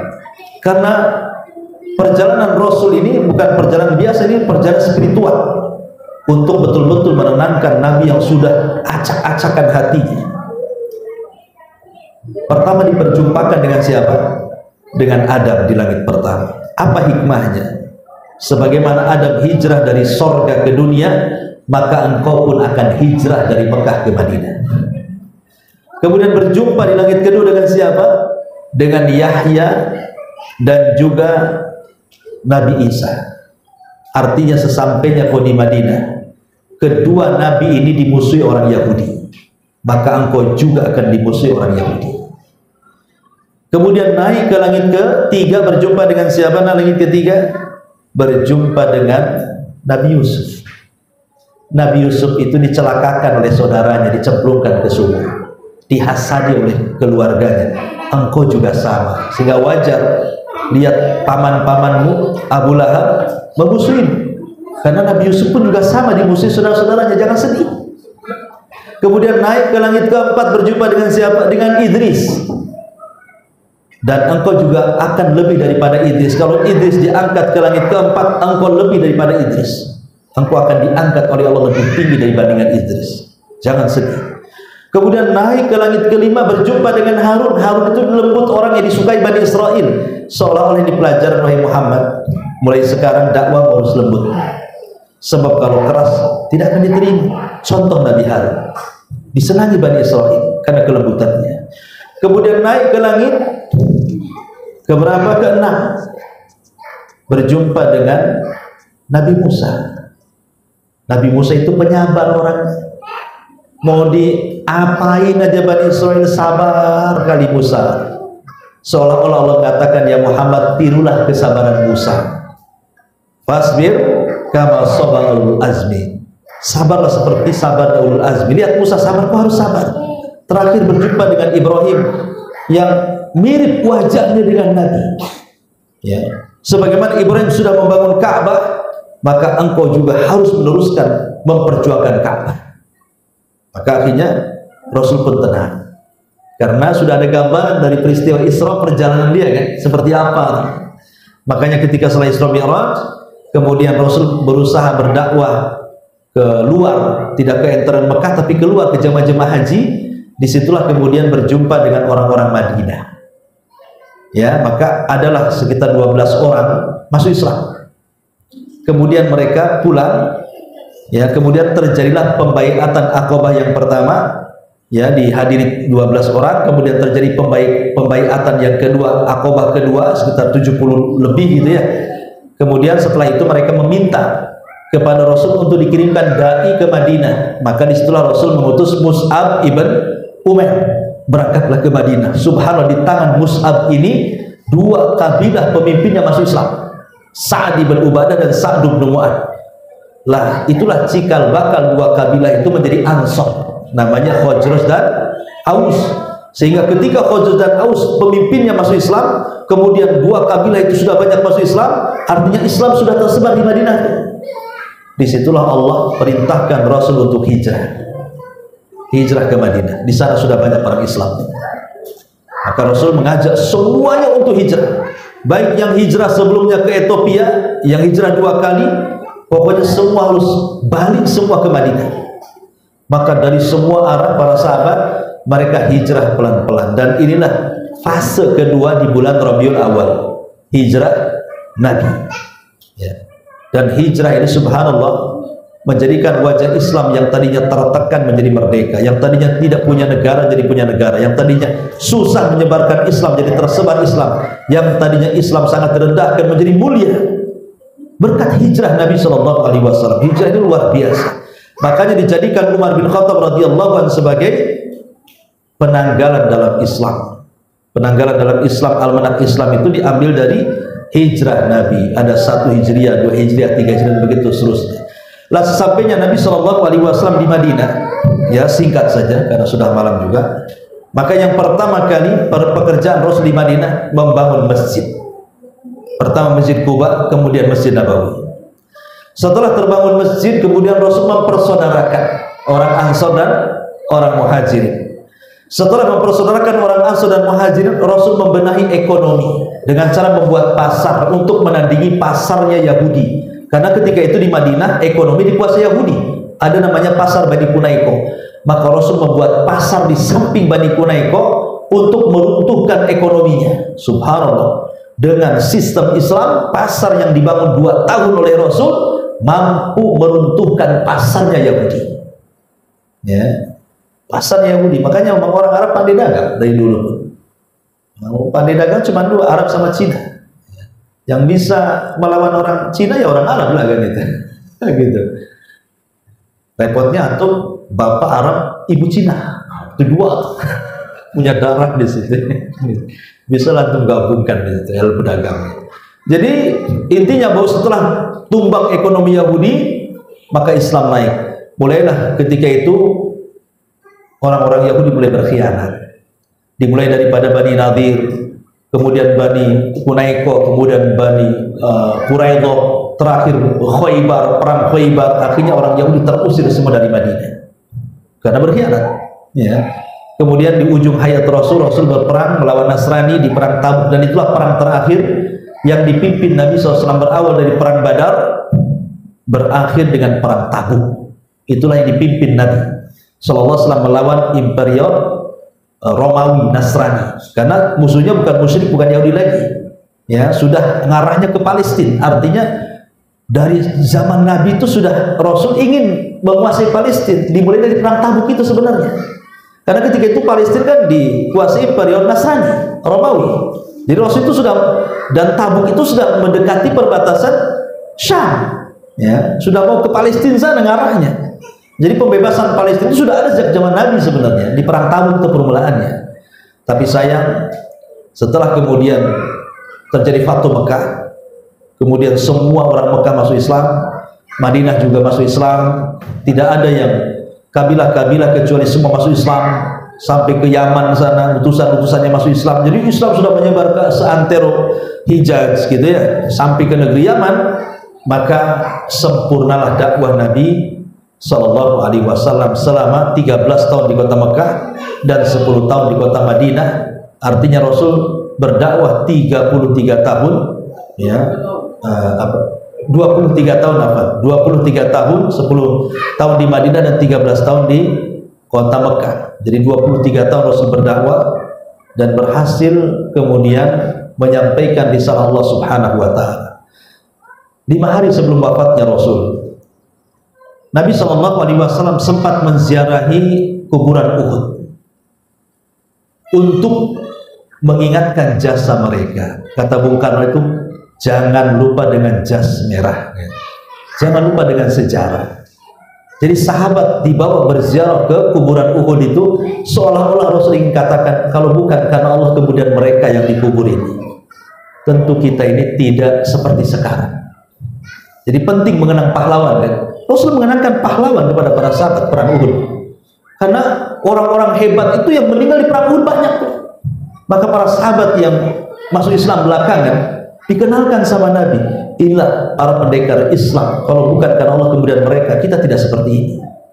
Kemudian Rasul pun menangis, ya, setelah mendoakan penduduk Uhud yang 30 syuhada Uhud, 70 syuhada Uhud. Kemudian Rasul pulang. Di tengah jalan Rasul SAW tiba-tiba menangis dan menangis.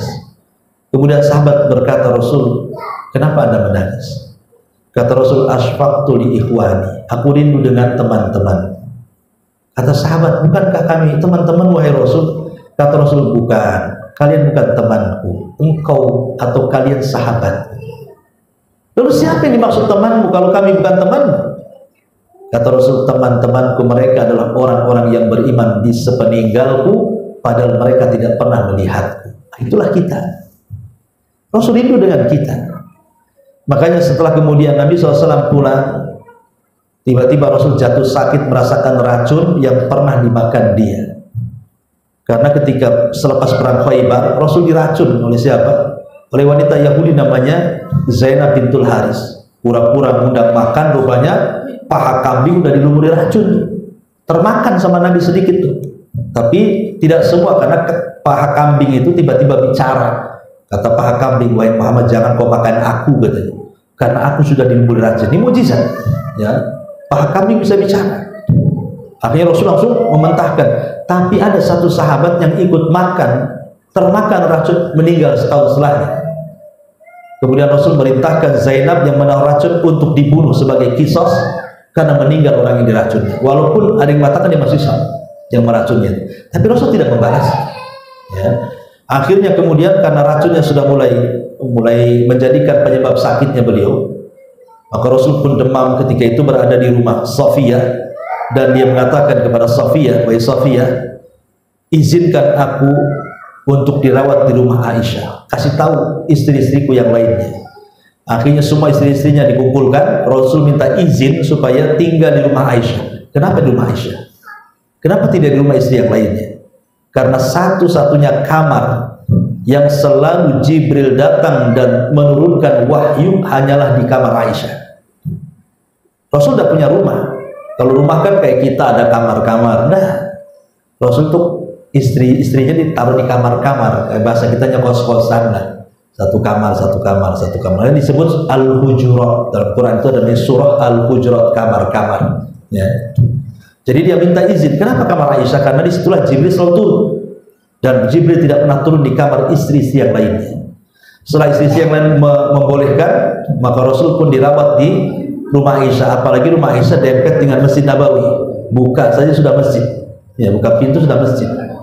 Jadi ketika sahabat melihat kondisi Rasul makin parah, maka mereka pun berkumpul di Masjid Nabawi. Hiruk pikuk mereka masuk ke kamar Aisyah. Rasul mendengar dan mengatakan, "Ya Aisyah, ada apa di luar itu?" Kata Aisyah, "Rasul, mereka takut kepadamu." Maka Rasul selalu mengatakan, "Baik, kalau begitu aku ingin menemui mereka." Dengan susah payah Rasul itu berjalan, minta kepada Fadl dan Ali, "Tolong papa aku temui sahabatku." Ini terakhir kalinya Rasul bertemu dengan para sahabat. "Naikkan aku ke atas mimbar." Maka Rasul pun dinaikkan ke atas mimbar. Itulah khutbah terakhir Nabi. Habis itu Rasul tidak pernah berkhutbah lagi. Panjang lebar Rasul berkhutbah. Setelah itu mendoakan para sahabat dan mendoakan kepada orang-orang yang setelah Rasul meninggal. Ya, kita ikut didoakan juga. Kemudian Rasul turun dari mimbar, masuk ke rumah Aisyah. Sejak itulah sakitnya makin parah. Maka tepat di tanggal 12 bulan Rabiul Awal tahun 11 Hijriah, maka Nabi SAW kemudian didatangi Jibril dan Malakul Maut, dan disitulah kemudian Malakul Maut mencabut ruhnya Rasul. Ketika itu Jibril memberikan pilihan kepada Rasul, "Apakah kau ingin tetap hidup? Sekarang kau sudah berhasil dengan dunia di hadapanmu, ataukah kau meninggal dan menyusul teman-temanmu di sorga di atas Rafiqul A'la?" Tapi Rasul memilih menemui teman-teman para nabi di Rafiqul A'la sambil mengangkat kedua tangan jarinya ke atas, "Ila Rafiqil A'la, ila Rafiqil A'la." Kata Aisyah, "Aku tahu Rasul sedang dipilih, sedang dibuatkan pilihan, tapi Rasul memilih akhirat." Kemudian Rasul mengatakan, "La ilaha illallah wa inna lil mauti la sakarat." La ilaha illallah, sungguh dalam kematian itu ada sakaratnya. Kemudian Nabi mengatakan kepada Aisyah, "Katakan kepada umatku, as-salatu salatu wa ma malakat aymanukum." Jaga solat dan jagalah budak hamba sahaya kalian. Kemudian Rasul mengatakan, "La ilaha illallah." Selepas itu dia meninggal dunia.